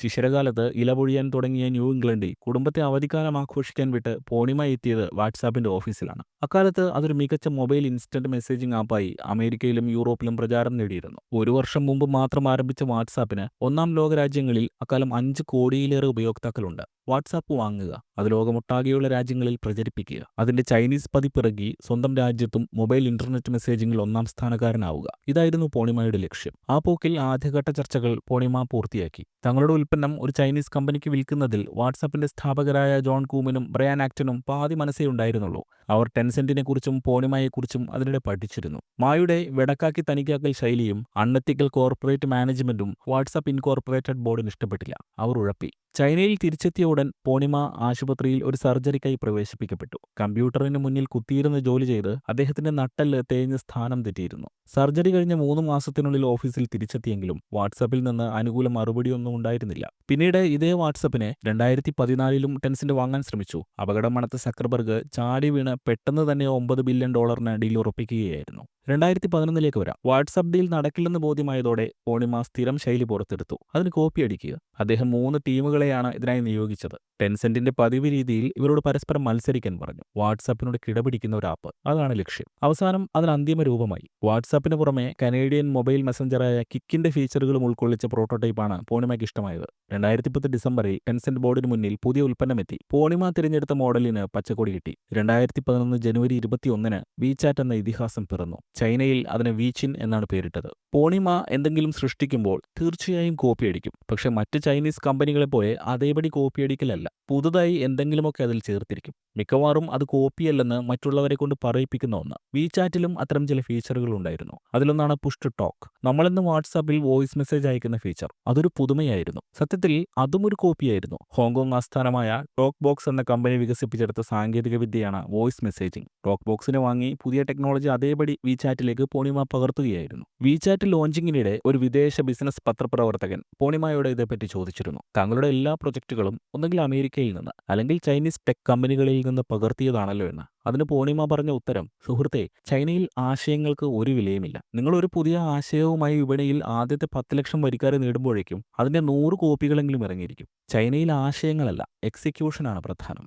ആര് മികച്ച രീതിയിൽ വലുതായി നടത്തുന്നുവോ അവർ വിജയിക്കും. കമ്മ്യൂണിസ്റ്റ് ചൈനയിൽ ഒരു അമേരിക്കൻ കോർപ്പറേറ്റ് തലവൻ പോലും പറയാത്ത അസൽ മുതലാളിത്ത വർത്തമാനം. കമ്പ്യൂട്ടറിൽ ക്യൂ, മൊബൈലിൽ വിചാറ്റ്. ടെൻസെന്റ് തങ്ങളുടെ വിപണി വികസനത്തിന്റെ ആദ്യഘട്ടം പൂർത്തിയാക്കി. ഇനി വിചാറ്റ് വളർത്തണം. അതിന് പോണിമയ്ക്കോ ടെൻസെന്റിനോ പ്രത്യേകിച്ചൊന്നും ചെയ്യേണ്ടി വന്നില്ല എന്നതാണ് യാഥാർത്ഥ്യം. ക്യൂവിന് 2011 രജിസ്റ്റർ ചെയ്ത 100 കോടി വരിക്കാരുണ്ടായിരുന്നു. അതിൽ 35 കോടി ഉപയോക്താക്കൾ പ്ലാറ്റ്ഫോമിൽ സജീവമാണ്. ഇതിനു പുറമെ social media, gaming, entertainment, media എന്നീ മേഖലകളിൽ ടെൻസെന്റിനുള്ള എണ്ണമറ്റ വെബ്സൈറ്റുകളും. വിചാറ്റ് ആദ്യഘട്ടത്തിൽ തന്നെ റോക്കറ്റ് പോലെ കുതിച്ചു. 1.5 വർഷം കൊണ്ട് 2012 ആഗസ്റ്റിൽ വിചാറ്റ് 100 മില്യൺ ഡൗൺലോഡ് പിന്നിട്ടു. ചരിത്രത്തിൽ മറ്റൊരു സോഷ്യൽ മീഡിയയും മെസ്സേജിംഗ് പ്ലാറ്റ്ഫോമും ഇത്രയും വേഗത്തിൽ വളർന്നിട്ടില്ല. വെറും 433 ദിവസം കൊണ്ടാണ് വിചാറ്റ് അത് സാധിച്ചത്. ഫേസ്ബുക്കിന് പോലും 5 വർഷം കൊണ്ടാണ് 100 മില്യൺ വരിക്കാരെ തികയ്ക്കാനായത്. സത്യത്തിൽ വിചാറ്റ് വന്നതോടെയാണ് തങ്ങളുടെ കയ്യിലുള്ള ആയുധങ്ങളെല്ലാം ശിലായുഗത്തിലേതാണെന്നും വിചാറ്റ് ഒരു വാർ ബീസ്റ്റ് ആണെന്നും ടെൻസെന്റിന് ബോധ്യപ്പെട്ടത്. പക്ഷേ നമ്മുടെ വാട്സാപ്പിനെ പോലെ വെറുമൊരു ചാറ്റ് ആപ്പായി നിലനിർത്താൻ പോണിമയ്ക്ക് താല്പര്യമുണ്ടായിരുന്നില്ല.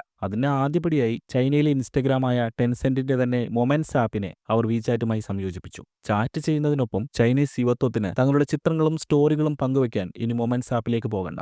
രണ്ടും ഒന്നിൽ തന്നെ. അത് വെറുമൊരു തുടക്കം മാത്രം. അടുത്തതായി അവർ ഡ്രിഫ്റ്റ് ബോട്ടിൽ എന്ന ആശയം വിചാറ്റിൽ അവതരിപ്പിച്ചു. അതായത് നിങ്ങളൊരു കടൽ യാത്ര നടത്തുന്നുവെന്ന് കരുതുക. ഒരു രസത്തിന് ഒരു സന്ദേശം എഴുതി കുപ്പിയിലാക്കി നിങ്ങൾ കടലിൽ ഒഴുക്കിവിടുന്നു. അത് ചിലപ്പോൾ മറ്റാരുടെയെങ്കിലും കയ്യിലെത്താം. ആ സന്ദേശം വായിക്കാം. നിങ്ങളുടെ വിലാസമോ ഫോൺ നമ്പറോ ഉണ്ടെങ്കിൽ നിങ്ങളെ ബന്ധപ്പെടാം. ഈ ആശയമാണ് ഡ്രിഫ്റ്റ് ബോട്ട്. സമുദ്രത്തിന് പകരം നിങ്ങളൊരു ഡിജിറ്റൽ ഓഷ്യനിലേക്കാണ് ഈ സന്ദേശമടങ്ങിയ വെർച്വൽ കുപ്പി അയക്കുന്നതെന്ന് മാത്രം. വിചാറ്റിൽ ഇത്തരം എൻക്രിപ്റ്റഡ് ആയ സന്ദേശങ്ങൾ ഒഴുകി നടക്കും. നിങ്ങൾക്ക് ഭാഗ്യമുണ്ടെങ്കിൽ ഏകാഗിയായ ഒരാൾ എവിടെയെങ്കിലും ഇരുന്ന് അത് തുറന്നു വായിക്കാം. ഒരുതരം ഡേറ്റിംഗ് കാൽപ്പനികത തന്നെ. പക്ഷേ അത് ചൈനയിൽ അക്കാലത്ത് വലിയ ഹിറ്റായിരുന്നു. അടുത്തതായി അവരുടെ ചൈനീസ് ട്വിറ്ററായ വീബോയെ വിചാറ്റുമായി യോജിപ്പിച്ച് ചാറ്റിലൂടെ തന്നെ മൈക്രോ ബ്ലോഗിംഗ് സാധ്യമാക്കി. വിചാറ്റിലേക്ക് ഇനി ഗെയിമുകൾ കൊണ്ടുവരണം. അപ്പോഴേ പണം വരാൻ തുടങ്ങുമെന്ന് പോണിമയ്ക്കറിയാം. അതിന്റെ ആദ്യപടിയായി ചൈനയിലെ ഹുവായ് ബ്രദേഴ്സിന്റെ ഗെയിമിംഗ് യൂണിറ്റിന്റെ 51% ടെൻസെന്റ് സ്വന്തമാക്കി. 2008 ചൈനീസ് ന്യൂ ഇയർ കാലത്ത് സംഭവിച്ചതുപോലൊരു അത്ഭുതം 2012 ഉണ്ടായി. ആ വർഷം പുതുവത്സരാഘോഷത്തിന് വിചാറ്റ് റെഡ് പാക്കറ്റ് എന്ന പുതിയ സംഗതി പുറത്തിറക്കി.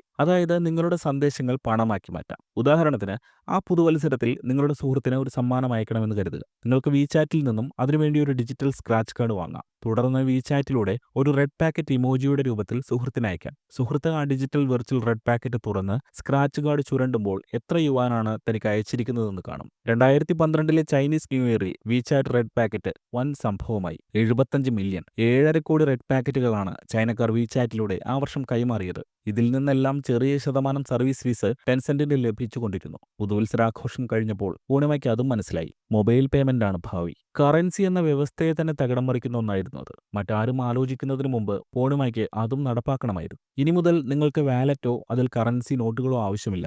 മൊബൈൽ ഫോൺ ഉണ്ടെങ്കിൽ എന്തിനും പേയ്മെന്റ് സാധ്യം. പൂർണിമ ആ ആശയം ഡെവലപ്പ് ചെയ്യാൻ ആരംഭിച്ചു. അതേസമയം തന്നെ ജാക്മയുടെ ആലിബാബ ഈ രംഗത്തല്പം മുന്നേറിയതായി പൂർണിമ അറിഞ്ഞു. പൂർണിമയുടെ ആജന്മ ശത്രുവാണ് ജാക്മ. ആ കഥ പിന്നീട് പറയുന്നുണ്ട്. ആലിബാബ വിപണിയിൽ മുന്നേറും മുമ്പ് പൂർണിമയ്ക്ക് അടിയന്തരമായി പ്രവർത്തിക്കണമായിരുന്നു. പൂർണിമ റെഗുലേറ്റർമാരെ കണ്ടു. കമ്മ്യൂണിസ്റ്റ് നേതാക്കളുമായി നിരന്തര ആശയവിനിമയം നടത്തി. ചൈനയുടെ സെൻട്രൽ ബാങ്കായ പീപ്പിൾസ് ബാങ്ക് ഓഫ് ചൈനയിലെ ബ്യൂറോക്രാറ്റുകൾക്കൊപ്പം പാർട്ടി നടത്തി. ബാങ്ക് അക്കൗണ്ടുകൾ ഡിജിറ്റൽ പ്ലാറ്റ്ഫോമിലേക്ക് കൊണ്ടുപോയി അരാജകമാക്കുന്നതിൽ ചൈനീസ് കമ്മ്യൂണിസ്റ്റ് പാർട്ടി ആദ്യകാലങ്ങളിൽ എതിരായിരുന്നു. ജാക്മയുടെയും പൂർണിമയുടെയും സമ്മർദ്ദം ആ പോളിസിയിൽ മാറ്റം വരുത്തി. 2013 ആഗസ്റ്റ് 5 വിചാറ്റ് പേ ലോഞ്ച് ചെയ്തു. നിങ്ങൾ എന്തെങ്കിലും ചൈനയിൽ പോയിട്ടുണ്ടോ? എങ്കിൽ ചൈനയ്ക്ക് വിചാറ്റ് പേ എന്താണെന്ന് ആരും പറഞ്ഞു തരേണ്ടതില്ല. ഇന്ന് ഗൂഗിൾ പേ നമുക്ക് എന്താണോ അതിന്റെ 100 ഇരട്ടി പ്രഭാവമാണ് ചൈനയിൽ വിചാറ്റ് പേയ്ക്കുള്ളത്. അവിടെ കടകളിൽ ഇന്ന് കറൻസി സ്വീകരിക്കുന്ന പോലുമില്ല. ഡിജിറ്റൽ പേയ്മെന്റ് മാത്രം. ഡിജിറ്റൽ ഇന്ത്യ എന്ന് നരേന്ദ്രമോദി ആദ്യമായി പറയുന്നതിന് 2 വർഷം മുമ്പേയുള്ള കാര്യമാണ് ഇപ്പോൾ പറഞ്ഞത്. നമ്മുടെ പ്രധാനമന്ത്രി UPI പേയ്മെന്റ്സ് ഇന്ത്യയിൽ ലോഞ്ച് ചെയ്യുന്നതിനും നമ്മുടെ നാട്ടിലെ കടകളിൽ QR കോഡുകൾ തൂങ്ങുന്നതിനും 3 വർഷം മുമ്പ്. 141 കോടി ജനങ്ങളുണ്ട് ചൈനയിൽ. വിപ്ലവത്തിന് ശേഷം ഒരൊറ്റ രാഷ്ട്രീയ കക്ഷി മാത്രമേ അവിടെ ഭരിച്ചിട്ടുള്ളൂ. ഭൂമിയിൽ വലിപ്പത്തിന്റെ കാര്യത്തിൽ 3-ാം സ്ഥാനത്തുള്ള രാജ്യം. 97,06,961 സ്ക്വയർ കിലോമീറ്ററാണ് അവരുടെ കരവിസ്തൃതി. ഇത്രയും വലിയ ഭൂഭാഗത്ത് ചിതറിക്കിടക്കുന്ന 141 കോടി ജനങ്ങളെ എങ്ങനെയാണ് കമ്മ്യൂണിസ്റ്റ് പാർട്ടി എത്ര കാര്യക്ഷമതയോടെ നിരീക്ഷണ ബുദ്ധിയോടെ ഏതാണ്ട് അടിച്ചമർത്തി ഭരിക്കുന്നത് എന്നറിയാമോ? അതിന്റെ രഹസ്യമാണ് ഇനിയുള്ള ഭാഗം ചുരുളഴിയുന്നത്. വിചാറ്റ് പേ കൊണ്ട് നിന്നില്ല ടെൻസെന്റും പൂർണിമയും. 2013 ആയപ്പോഴേക്കും വിചാറ്റിന് ചൈനയിൽ 30 കോടി വരിക്കാരുണ്ടായിരുന്നു. വരുമാനത്തിന്റെ വലിപ്പം കൊണ്ട് ടെൻസെന്റ് ആ വർഷം ചൈനയിലെ ഏറ്റവും വലിയ ടെക് കമ്പനിയായി. വിചാറ്റിൽ പൂർണിമ സ്വപ്നം കണ്ട യഥാർത്ഥ വികസനം ആരംഭിച്ചത് 2014 മിനി പ്രോഗ്രാം എന്നായിരുന്നു അതിന് പേര്. മറ്റൊന്നുമല്ല, ചൈനക്കാർ ദിവസവും ഉപയോഗിക്കുന്ന ആയിരക്കണക്കിന് ആപ്പുകൾ ഒറ്റ പ്ലാറ്റ്ഫോമിന് കീഴിൽ കൊണ്ടുവരിക.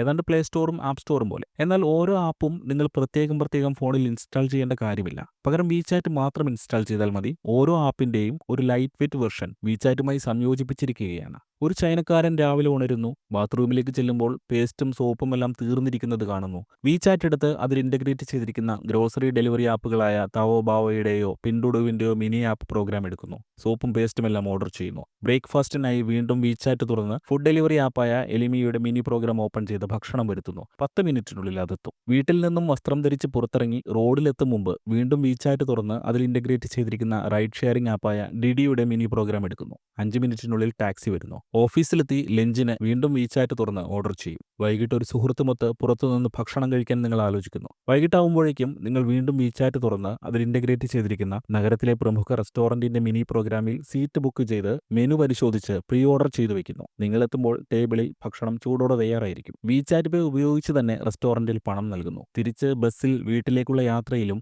ഓരോ സീറ്റിന്റെയും പിറകിലുള്ള വിചാറ്റ് പേ കോഡ് ഉപയോഗിച്ച് പണം നൽകുന്നു. രാത്രി ഉറങ്ങും മുമ്പ് വിചാറ്റിലുള്ള ലക്ഷക്കണക്കിന് ഗെയിമുകളിൽ ഒന്ന് കളിക്കാം. അല്ലെങ്കിൽ നെറ്റ്ഫ്ലിക്സിന്റെ ചൈനീസ് കോപ്പിയായ ഇക്യുയുടെ മിനി പ്രോഗ്രാം വിചാറ്റിൽ തുറന്നൊരു സിനിമ കാണാം, ഉറങ്ങാം. ഇതാണ് അവസ്ഥ.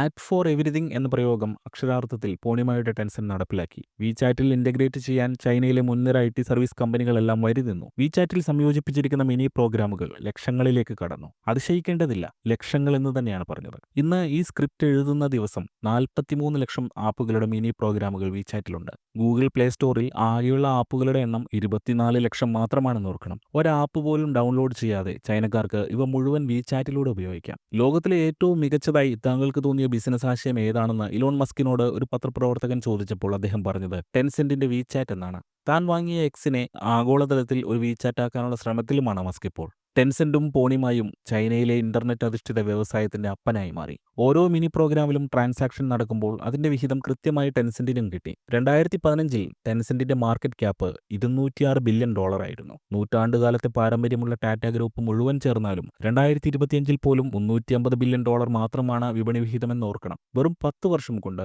12,000 രൂപ ശമ്പളക്കാരനായിരുന്ന പൂർണിമ അറബിക് കഥകളിലെ രാജകുമാരനായി. ടെൻസെന്റിന് അതിന്റെ പക്കലുള്ള പണം ഒരിക്കലും എണ്ണിത്തീർക്കാനാവുമായിരുന്നില്ല. ഓരോ സെക്കൻഡിലും എത്തിയിരുന്നത് കോടിക്കണക്കിന് യുവാനാണ്. വിചാറ്റ് പേയിൽ ഒരു ദിവസം 100 കോടി ട്രാൻസാക്ഷനുകൾ എന്ന നേട്ടം കമ്പനി കൈവരിച്ചു. 100 കോടി മൈക്രോ ട്രാൻസാക്ഷനുകൾ. ഓരോ മിനിറ്റിലും പ്രോസസ്സ് ചെയ്യേണ്ടത് ലക്ഷക്കണക്കിന് ട്രാൻസാക്ഷനുകൾ. അടിസ്ഥാന സൗകര്യ വികസനത്തിൽ പൂർണിമ ഒരു പിശുക്കും കാണിച്ചില്ല. ലോകത്തിൽ ആമസോൺ വെബ് സർവീസ് കഴിഞ്ഞാൽ ഏറ്റവും വലിയ സെർവർ ഇൻഫ്രാസ്ട്രക്ചർ ഉള്ളത് ടെൻസെന്റിനാണ്. 2016-ൽ പൂർണിമ ഫേസ്ബുക്കിനെയും സുക്കർബർഗിനെയും കളിയാക്കി ഒരു പരാമർശം നടത്തി. 186 കോടി യൂസർമാരുള്ള നിങ്ങൾ മനുഷ്യരെ ഉറപ്പിക്കുന്ന പരസ്യം കാണിച്ചാണല്ലോ കാശുണ്ടാക്കുന്നത് മാർക്ക് സുക്കർബർഗ്. നിങ്ങൾക്ക് പണമുണ്ടാക്കാൻ അറിയില്ല, അതെന്റെ കയ്യിൽ തന്നു നോക്കൂ, പണം എന്താണെന്ന് ഞാൻ കാണിച്ചു തരാം എന്നാണ് പൂർണിമ പരിഹസിച്ചത്. എണ്ണിത്തീരാത്ത പണം കുമിഞ്ഞുകൂടിയപ്പോൾ അതിനനുസരിച്ചുള്ള കോർപ്പറേറ്റ് ദുഷ്പ്രവണതകളും ടെൻസെന്റ് തുടർന്നു. ഉദാഹരണത്തിന്, ഏതെങ്കിലും ഒരു IT സ്ഥാപനം തങ്ങളുടെ ആപ്പ് വീചാറ്റുമായി സംയോജിപ്പിക്കാൻ തയ്യാറാവുന്നില്ലെങ്കിൽ അവരുടെ ബിസിനസ് ഏതാണ്ട് അവസാനിച്ചുവെന്നാണ് അർത്ഥം. വീചാറ്റിന് കമ്മീഷൻ കൊടുക്കാതെ ചൈനയിൽ വ്യാപാരം വളരില്ല. അതുമാത്രമല്ല, അല്പം ഗുണമുള്ള ആപ്പാണെന്ന് കണ്ടാൽ മിനി പ്രോഗ്രാം ഇന്റഗ്രേഷനിൽ മാത്രം ടെൻസെന്റ് നിൽക്കില്ല. അവർ ആ കമ്പനിയിൽ കനത്ത നിക്ഷേപം നടത്തും. ഡിഡി റൈഡ് ഷെയറിംഗ് ആപ്പ് ഇതിനുദാഹരണമാണ്. ആദ്യഘട്ടത്തിൽ വീചാറ്റിനോട് അകലം പാലിച്ച ഡിഡി പിന്നീട് നിവൃത്തിയില്ലാതെ ഇന്റഗ്രേഷന് സമ്മതിച്ചു. ഇതിന്റെ പകയാലാവണം പൂർണിമ ഡിഡിയുടെ പകുതി ഓഹരികൾ വിഴുങ്ങിയിട്ടേ നിർത്തിയുള്ളൂ. എന്നാൽ എല്ലാവരും ഇതിന് മെരുങ്ങിയെന്ന് കരുതരുത്. ജാക്മായുടെ ആലിബാബയും ആലിപേയും ബൈറ്റ് ഡാൻസിന്റെ ടിക്ടോക്കുമെല്ലാം വീചാറ്റുമായി ദീർഘകാലം നടത്തിയ പോരാട്ടങ്ങളുടെ കഥയുള്ള കമ്പനികളാണ്. പൂർണിമയും ജാക്മായും ആദ്യമെല്ലാം 2 ധ്രുവങ്ങളിലാണ് പ്രവർത്തിച്ചിരുന്നത്. ചൈനീസ് ഇ-കൊമേഴ്സിനെ എന്നേക്കുമായി മാറ്റിയ വിപ്ലവാത്മകമായ ആശയങ്ങളുമായി ജാക്മ മുന്നേറുമ്പോൾ പൂർണിമ QQ മെസ്സേജിംഗ് പോലുള്ള ഡിജിറ്റൽ സേവനങ്ങളിലാണ് ശ്രദ്ധയൂന്നിയത്. എന്നാൽ മൊബൈൽ പേയ്മെന്റ് ആപ്പുകളുടെ കാര്യത്തിൽ ഇരുപക്ഷവും 2 ചേരികളിലായി ഏറ്റുമുട്ടി.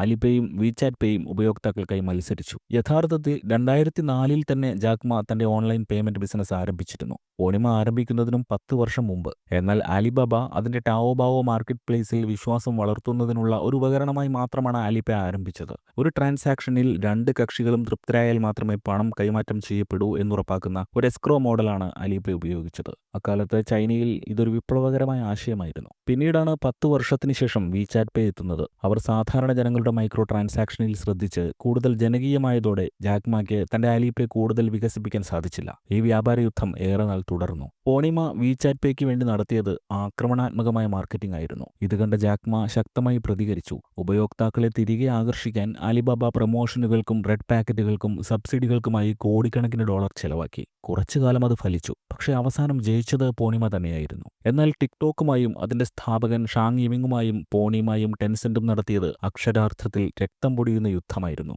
അവസാനം ചൈനീസ് ഗവൺമെന്റ് ഇടപെട്ട് ഇത് അവസാനിപ്പിക്കാൻ പറയും വരെ അത് തുടർന്നു. ടിക്ടോക്കിന്റെ മാതൃകമ്പനിയായ ബൈറ്റ് ഡാൻസിന്റെ മില്ലനിയലായ സ്ഥാപകൻ ഷാ യിമിങ് വളരെ പെട്ടെന്നാണ് ഡിജിറ്റൽ ലോകത്തേക്ക് ഒരു കൊടുങ്കാറ്റ് പോലെ ഉയർന്നു വന്നത്. 2012-ൽ ആരംഭിച്ച ബൈറ്റ് ഡാൻസ് അടുത്ത വർഷം ടൂട്ടിയാവോ എന്ന പേരിൽ ന്യൂസ് ആപ്പ് പുറത്തിറക്കി. പിന്നീടായിരുന്നു ടിക്ടോക്കിന്റെ ജനനം. ചൈനയിൽ അതിന് ഡൗവിയൻ എന്നാണ് പേരിട്ടത്. യുവാക്കൾ ടിക്ടോക്കിലേക്ക് ആകർഷിക്കപ്പെടുന്നത് പൂർണിമ ശ്രദ്ധിച്ചിരുന്നു. എന്നാൽ ബൈറ്റ് ഡാൻസും ടിക്ടോക്കും ഇത്ര വേഗത്തിൽ വളരുമെന്ന് അദ്ദേഹം വിലയിരുത്തിയില്ല. ടെൻസെന്റിന്റെ നിശബ്ദമായ കടലിന് നല്ല ആഴമുണ്ടെങ്കിലും ബൈറ്റ് ഡാൻസ് തീയായിരുന്നു. പിന്നെയായിരുന്നു യുദ്ധം. ചൈനീസ് യുവത്വത്തിന്റെ സ്ക്രീൻ ടൈമിന്റെ വിഹിതം നേടാനുള്ള യുദ്ധം. വീചാറ്റും ടിക്ടോക്കും തങ്ങളുടെ കണ്ടന്റിൽ ഉപയോക്താക്കളെ പിടിച്ചെടുത്താൻ മത്സരിച്ചു.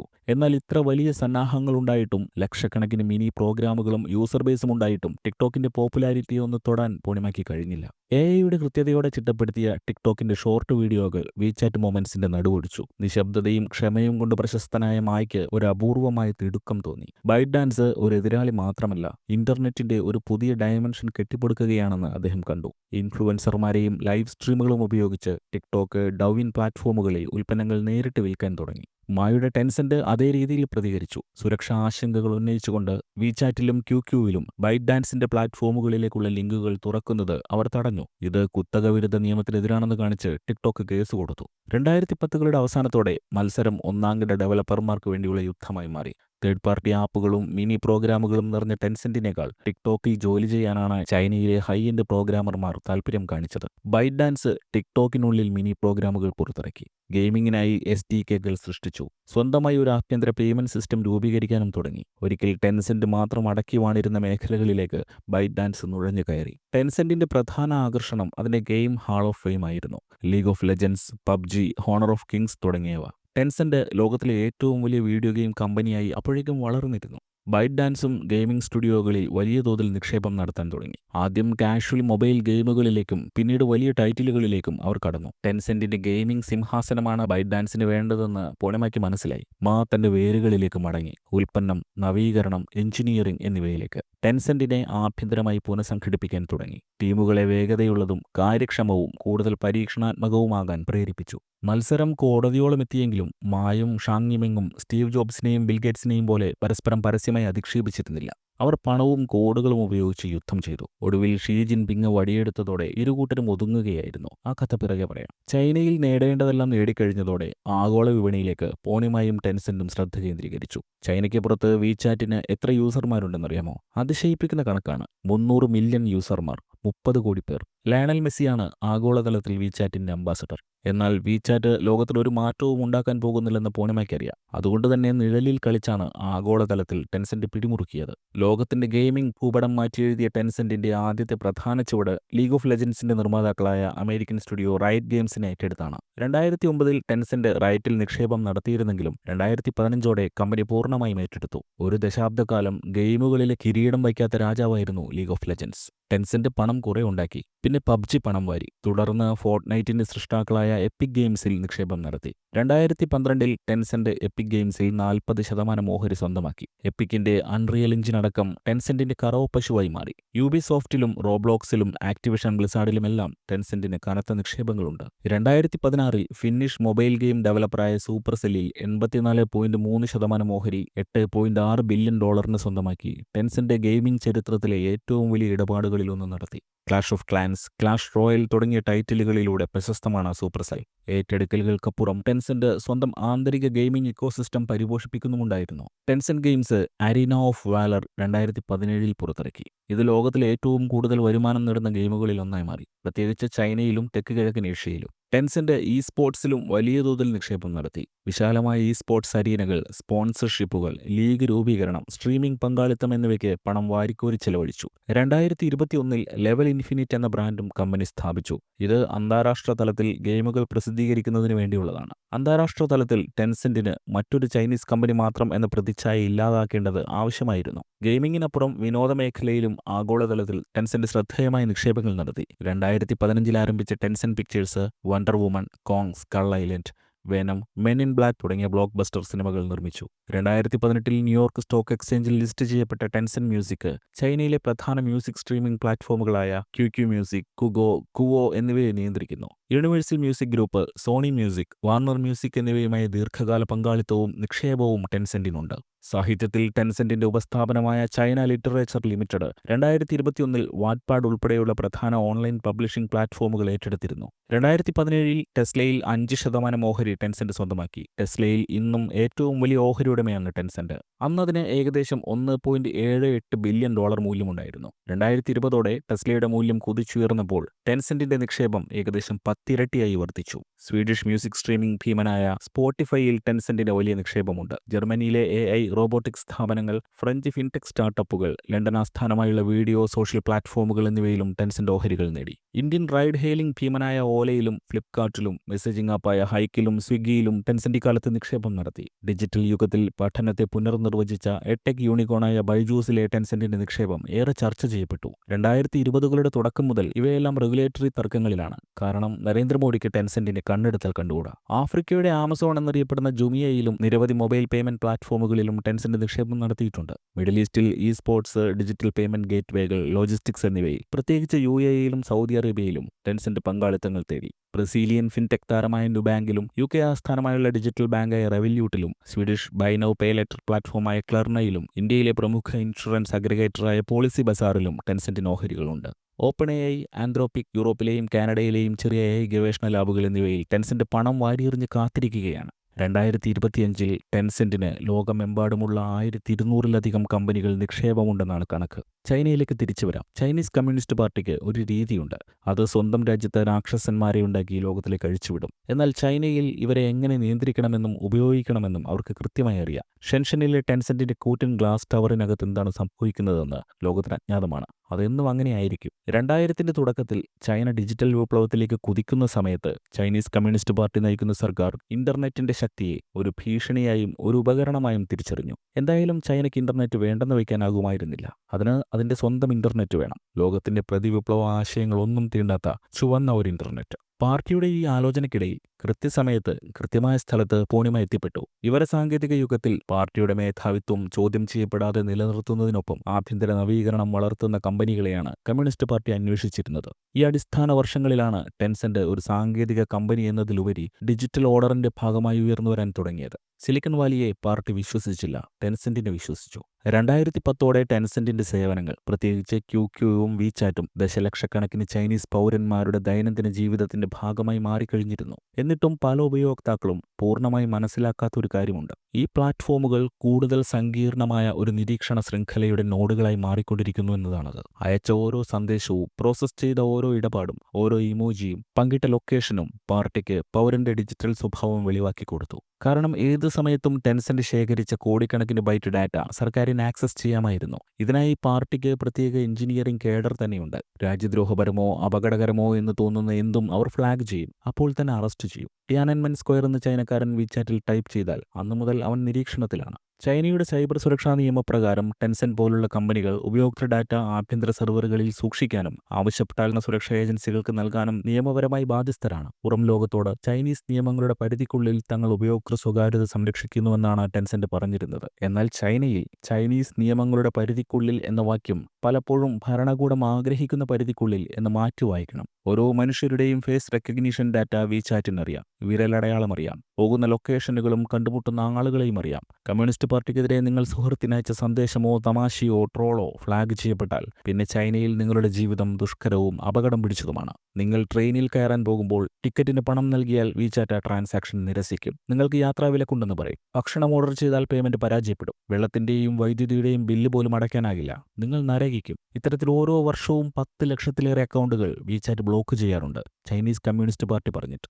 വീചാറ്റ് ഒരു സൂക്ഷ്മമായ റെക്കോർഡ് സൂക്ഷിപ്പുകാരൻ കൂടിയായിരുന്നു. സെൻസർഷിപ്പ് വീചാറ്റിന്റെ കോഡിൽ തന്നെയുണ്ട്. രാഷ്ട്രീയമായി സെൻസിറ്റീവായ കീവേഡുള്ള സന്ദേശങ്ങൾ നിശബ്ദമായി അപ്രത്യക്ഷമാകും. മുഴുവൻ ചാറ്റ് ഗ്രൂപ്പുകളും മുന്നറിയിപ്പില്ലാതെ ഇല്ലാതാക്കാൻ കഴിയും. പൊതു അക്കൗണ്ടുകൾ ഷാഡോ ബാൻ ചെയ്യുകയോ പൂർണ്ണമായും ഇല്ലാതാക്കുകയോ ചെയ്യും. ഈ സെൻസർഷിപ്പ് സംവിധാനം പ്രതികരണാത്മകം മാത്രമായിരുന്നില്ല, അത് പ്രവചനാത്മകവും AI പ്രവർത്തിക്കുന്നതും നിരന്തരം വികസിച്ചുകൊണ്ടിരിക്കുന്നതുമായിരുന്നു. ടെൻസെന്റ് ഇത് നടപ്പിലാക്കുക മാത്രമല്ല ചെയ്യുന്നത്, അവർ അത് രൂപകൽപ്പന ചെയ്യുകയും പരിഷ്കരിക്കുകയും കയറ്റുമതി ചെയ്യുകയും ചെയ്തു. അവർ ഗ്രേറ്റ് ഫയർവാളിന്റെ ഗേറ്റ് കീപ്പറായിരുന്നു. 2017 ടെൻസെന്റ് AI വലിയ തോതിൽ നിക്ഷേപം നടത്താൻ തുടങ്ങി. ബിസിനസ് ഒപ്റ്റിമൈസേഷന് വേണ്ടിയല്ല, ഭരണകൂടത്തിന് വേണ്ടിയായിരുന്നു ഇത്. വീചാറ്റ് അടക്കം നൽകുന്ന ഡാറ്റ ഉപയോഗിച്ച് ചൈനീസ് ഗവൺമെന്റ് പൗരന്മാർക്ക് സ്കോർ നൽകും. ഇന്ത്യയിലെ സിബിൽ സ്കോർ പോലെ ഒരു സിറ്റിസൺ സ്കോർ.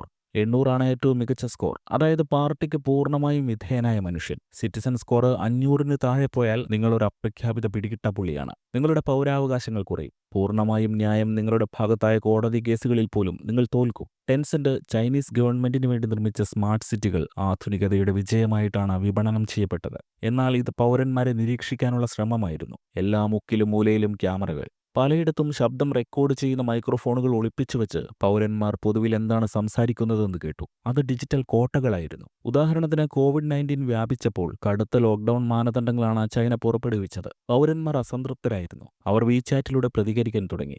ഒന്നും എഴുതിയിട്ടില്ലാത്ത വെള്ളപ്പേപ്പർ ഉയർത്തിപ്പിടിച്ച ഫോട്ടോ പോസ്റ്റ് ചെയ്താണ് ഈ ഡിജിറ്റൽ പ്രതിഷേധ മൂവ്മെന്റ് നടന്നത്. പേപ്പറിൽ ഒന്നും എഴുതിയിട്ടില്ലാത്തതിനാൽ വീചാറ്റിന്റെ AI ടൂളിന് എന്താണ് പ്രതിഷേധമെന്ന് പിടികിട്ടിയില്ല. അധികം വൈകാതെ വെള്ളപ്പേപ്പർ ചിത്രത്തിൽ വരുന്ന ഫോട്ടോ പോസ്റ്റ് ചെയ്ത എല്ലാ അക്കൗണ്ടുകളും വീചാറ്റ് സസ്പെൻഡ് ചെയ്തു. അതാണ് പാർട്ടിയോടുള്ള വിധേയത്വം. പൂർണിമ ചൈനീസ് സർക്കാരിന്റെ നിരവധി ഉപദേശക സമിതികളിൽ അംഗമായിരുന്നു. ദേശീയ പീപ്പിൾസ് കോൺഗ്രസിലെ ഒരു ഡെപ്യൂട്ടിയായി അദ്ദേഹം സേവനമനുഷ്ഠിച്ചു. ചൈനയ്ക്ക് പുറത്ത് ടെൻസെന്റിന്റെ സർക്കാരുമായുള്ള വർദ്ധിച്ചുവരുന്ന ബന്ധം ആശങ്കകൾക്ക് വഴിവെച്ചു. അമേരിക്കയിലും ഇന്ത്യയിലും യൂറോപ്പിലെ ചില ഭാഗങ്ങളിലും നിയമനിർമ്മാതാക്കൾ ഉപയോക്തൃ ഡാറ്റയെയും സെൻസർഷിപ്പിനെയും ദേശീയ സുരക്ഷയെയും കുറിച്ച് ചോദ്യങ്ങൾ ഉന്നയിച്ചു. ടെൻസെന്റിന്റെ നിരവധി ആപ്പുകൾ നിരോധിക്കുകയോ നിയന്ത്രിക്കുകയോ ചെയ്തു. മാധ്യമങ്ങളിൽ നിന്ന് വിട്ടുനിൽക്കാൻ ഇഷ്ടപ്പെടുന്ന പൂർണിമ കുറച്ച് പ്രസ്താവനകൾ മാത്രമേ പുറത്തിറക്കിയുള്ളൂ. തെറ്റ് ചെയ്തെന്ന ആരോപണങ്ങൾ അദ്ദേഹം നിഷേധിച്ചു. എന്നാൽ വസ്തുതകൾ നിഷേധിക്കാൻ പ്രയാസമായിരുന്നു. പാശ്ചാത്യ ഗവേഷകരും സൈബർ സുരക്ഷാ വിശകലന വിദഗ്ധരും അതിർത്തി കടന്നുള്ള ഡാറ്റ ട്രാക്കിങ്ങിന് തെളിവുകൾ കണ്ടെത്തി. ചൈനയ്ക്ക് പുറത്തുള്ള വീചാറ്റ് അക്കൗണ്ടുകൾ നിരീക്ഷിക്കുകയും സെൻസർ ചെയ്യുകയും ഫ്ലാഗ് ചെയ്യുകയും ചെയ്യുന്നതിനെക്കുറിച്ചുള്ള റിപ്പോർട്ടുകൾ പുറത്തുവന്നു. എന്നിട്ടും നിഷേധങ്ങൾ തുടർന്നു. ഞങ്ങളൊരു സ്വകാര്യ കമ്പനിയാണ്, അവർ പറയും. ഞങ്ങൾ ഉപയോക്തൃ സ്വകാര്യതയെ മാനിക്കുന്നു. സാങ്കേതികമായി അവർ പറഞ്ഞത് ശരിയായിരിക്കാം. സ്വകാര്യത എന്ന നിർവചനം ഒരു ചൈനീസ് നിർവചനമായി നിലനിൽക്കുന്നിടത്തോളം. പിന്നീട് എപ്പോഴാണ് ആ ബന്ധം ഉലഞ്ഞത്? വളർത്തിവിട്ട രാക്ഷസന്മാരെ ഒന്ന് മെരുക്കി നിർത്തണമെന്ന് ഷീ ജിൻപിങ്ങിന് തോന്നിയത്. എല്ലാം ആരംഭിച്ചത് ആലിബാബ സ്ഥാപകൻ ജാക്ക് മായുടെ ആ വിവാദ പ്രസംഗത്തോടെയാണ്. 2020 ഒക്ടോബർ 24-ന് ഷാങ്ഹായിലെ ബണ്ട് ഉച്ചകോടിയിൽ വെച്ചാണ് ജാക്ക് മാ ചൈനീസ് റെഗുലേറ്റർമാർക്കെതിരെ കടുത്ത പരാമർശങ്ങൾ നടത്തിയത്. ചൈനയുടെ പരമ്പരാഗത ബാങ്കുകളെ മാ പണയക്കടകളോടാണ് ഉപമിച്ചത്. ഈ ബാങ്കുകൾ ജാമ്യത്തിനും ഈടിനും മാത്രം ഊന്നൽ നൽകുന്ന കാലഹരണപ്പെട്ടൊരു പണയം വെക്കൽ മനോഭാവത്തോടെയാണ് പ്രവർത്തിക്കുന്നതെന്ന് അദ്ദേഹം വാദിച്ചു. ഈ സമ്പ്രദായം നവീകരണത്തെ തടസ്സപ്പെടുത്തുകയും ഡിജിറ്റൽ യുഗത്തിൽ ചെറുകിട ബിസിനസ്സുകളുടെയും യുവജനങ്ങളുടെയും ആവശ്യങ്ങളെ പിന്തുണക്കാൻ അനുയോജ്യമല്ലെന്നും അദ്ദേഹം അഭിപ്രായപ്പെട്ടു. ധനകാര്യ വ്യവസ്ഥയിൽ അദ്ദേഹം പരിഷ്കരണം ആവശ്യപ്പെട്ടു. വലിയ ഡാറ്റയും സാങ്കേതിക വിദ്യയും ഉപയോഗിച്ച് ക്രെഡിറ്റ് വിലയിരുത്താനും കൂടുതൽ ആളുകളിലേക്ക് സേവനങ്ങൾ എത്തിക്കാനും കഴിയുന്ന കൂടുതൽ നൂതനവും എല്ലാവരെയും ഉൾക്കൊള്ളുന്നതുമായ ഒരു ധനകാര്യ വ്യവസ്ഥിതിക്കായി മാ ശക്തമായി വാദിച്ചു. ഭാവിയുമായി ബന്ധമില്ലാത്ത നിയമനിർമ്മാണങ്ങളാൽ യഥാർത്ഥ നവീകരണത്തെ തടസ്സപ്പെടുത്തരുതെന്നും അദ്ദേഹം നിർദ്ദേശിച്ചു. അടുത്ത ദിവസങ്ങളിൽ ആലിബാബയുടെ ഭാഗമായ മൈക്രോ ഫിനാൻസ് സ്ഥാപനം ആൻഡി ഗ്രൂപ്പിന്റെ IPO ഷാങ്ഹായ് സ്റ്റോക്ക് എക്സ്ചേഞ്ചിൽ നടക്കാനിരിക്കെയായിരുന്നു ഈ പ്രസംഗം. $37 ബില്യൺ സമാഹരിക്കാൻ ഉറച്ച് ചൈനയിൽ നടക്കേണ്ടിയിരുന്ന ലോകത്തിലെ ഏറ്റവും വലിയ IPO പ്രസിഡന്റ് ഷീ ജിൻപിങ് നേരിട്ടിടപെട്ട് തടഞ്ഞു. ജാക്ക് മായുടെ പൊതുരംഗത്തെ സാന്നിധ്യം കുറഞ്ഞു. ജാക്ക് മാ തന്നെ വളരെക്കാലം പൊതുരംഗത്ത് നിന്ന് അപ്രത്യക്ഷനായി. അദ്ദേഹം ജീവനോടെയുണ്ടോ എന്ന് പോലും ഇന്ന് ലോകത്തിന് സംശയമാണ്. ചൈനീസ് ടെക് കോർപ്പറേറ്റുകളെ നിലയ്ക്ക് നിർത്താൻ സമയമായെന്ന് പാർട്ടിക്കും ഷീ ജിൻപിങ്ങിനും തോന്നിയത് അപ്പോൾ മുതലാണ്. അവർ ഓരോരുത്തരെയായി പിടികൂടി. ടെൻസെന്റിന്റെ ഊഴമെത്തി. എന്നാൽ നേരിട്ട് പോണിമായ്ക്ക് ഒരു ക്ഷതമേൽപ്പിക്കാൻ പാർട്ടിക്ക് താല്പര്യമുണ്ടായിരുന്നില്ല. കാരണം അയാൾ പാർട്ടിക്ക് വഴങ്ങുന്നയാളാണ്. എന്നാൽ ഒന്ന് ഭയപ്പെടുത്തേണ്ടതുണ്ട്. ചരട് ഇപ്പോഴും തങ്ങളുടെ കയ്യിലാണെന്നും ഈ കഥയിലെ നായകർ തങ്ങളാണെന്നും പാർട്ടിക്ക് പോണിമായെ ബോധ്യപ്പെടുത്തേണ്ടതുണ്ടായിരുന്നു. അതിനവർ ടെൻസെന്റിന്റെ മണി മേക്കിംഗ് മെഷീനിൽ തന്നെ കയറിപ്പിടിച്ചു. ഗെയിമിംഗ്. തുടക്കത്തിൽ എതിർത്തിരുന്നില്ല എങ്കിലും ചൈനീസ് കമ്മ്യൂണിസ്റ്റ് പാർട്ടിയുടെ കണ്ണിൽ കമ്പ്യൂട്ടർ ഗെയിമുകൾ ഒരു സാംസ്കാരിക ആശങ്കയാണ്. പാർട്ടി പലപ്പോഴും ഒരു ആത്മീയ ലഹരിമരുന്നായിട്ടാണ് അതിനെ കണ്ടത്. വിദേശ മൂല്യങ്ങളുടെ കടന്നുകയറ്റം, ദേശീയ കടമയിൽ നിന്നുള്ള വ്യതിചലനം, ഒരുപക്ഷെ ഏറ്റവും അസ്വസ്ഥമാക്കുന്ന കാര്യം ഗവൺമെന്റിന്റെ പ്രത്യയശാസ്ത്രപരമായ പിടിക്ക് പുറത്ത് നിലകൊണ്ട ഒരു നിയന്ത്രിക്കാനാവാത്ത സ്വാധീന മേഖല. പ്രസിഡന്റ് ഷീ ജിൻപിങ്ങിന്റെ ചൈനീസ് യുവജനങ്ങളിൽ വർദ്ധിക്കുന്ന വീഡിയോ ഗെയിം ആസക്തിയെക്കുറിച്ച് പരസ്യമായ ആശങ്ക പ്രകടിപ്പിക്കാൻ തുടങ്ങി. ഓൺലൈൻ ഗെയിമുകൾ വർദ്ധിച്ചുവരുന്ന മയോപ്പിയ നിരക്കുകളുമായി ബന്ധപ്പെടുന്നതായി വിദ്യാഭ്യാസ മന്ത്രാലയം കണ്ടെത്തി. സിൻഹുവ, പീപ്പിൾസ് ഡെയിലി പോലുള്ള സർക്കാർ മാധ്യമങ്ങൾ ഗെയിമിംഗ് മൂലമുണ്ടാകുന്ന സദാചാരപരമായ അധപ്പതനത്തെക്കുറിച്ച് രൂക്ഷമായ മുഖപ്രസംഗങ്ങൾ പ്രസിദ്ധീകരിച്ചു. 2018 വേനൽക്കാലത്ത് ചൈനീസ് റെഗുലേറ്റർമാർ പുതിയ ഗെയിമുകൾക്ക് അനുമതി നൽകുന്നത് മരവിപ്പിച്ചു. ഈ താൽക്കാലിക വിലക്ക് വ്യവസായത്തിൽ ഞെട്ടലുണ്ടാക്കി. ഏതാനും ആഴ്ചകൾക്കുള്ളിൽ ടെൻസെന്റിന്റെ മാർക്കറ്റ് മൂല്യത്തിൽ നിന്ന് കോടിക്കണക്കിന് ഡോളർ തുടച്ചു നീക്കപ്പെട്ടു. മാസങ്ങൾക്കുള്ളിൽ ടെൻസെന്റിന്റെ മൂല്യത്തിന്റെ നേർപകുതിയാണ് ഒലിച്ചുപോയത്. നിക്ഷേപകർ പരിഭ്രാന്തരായി. ഡെവലപ്പർമാർ സ്തംഭിച്ചു. പോണിമ റെഗുലേറ്റർമാരുമായി മാരത്തൺ ചർച്ചകൾ നടത്തി. തങ്ങളുടെ ഗെയിമുകളിൽ നിന്ന് രക്തത്തിന്റെ ചുവപ്പ് നിറം മാറ്റി പച്ച നിറമാക്കി. ഗെയിമിൽ വെടിയേൽക്കുന്നവർ അപ്പോൾ തന്നെ അപ്രത്യക്ഷമാകുന്ന തരത്തിൽ ഗ്രാഫിക്സ് വികസിപ്പിച്ചു. കൂടുതൽ അക്രമ സ്വഭാവമുള്ള ഫീച്ചറുകളും സ്റ്റണ്ടുകളും ഒഴിവാക്കി. എന്നിട്ടും പാർട്ടി അയഞ്ഞില്ല. ഓരോ തവണയും ഒരു പുതിയ ഗെയിം അനുമതിക്കായി സമർപ്പിക്കുമ്പോഴും പുതിയ സെൻസർഷിപ്പുകളും നിർദ്ദേശിക്കപ്പെട്ടു. 2021 ചൈനീസ് റെഗുലേറ്റർമാർ രാജ്യത്തിന്റെ ചരിത്രത്തിലെ ഏറ്റവും കടുത്ത ഗെയിമിംഗ് നയം പുറത്തിറക്കി. പ്രായപൂർത്തിയാകാത്തവർക്ക് ഒരു ദിവസം 1 മണിക്കൂർ മാത്രം ഓൺലൈൻ ഗെയിമുകൾ കളിക്കാൻ അനുവാദം നൽകുന്ന നിയമം. അതും വെള്ളിയാഴ്ചകളിലും വാരാന്ത്യങ്ങളിലും അവധി ദിവസങ്ങളിലും മാത്രം. ഇത് നടപ്പാക്കാനും സർക്കാർ വഴി കണ്ടെത്തി.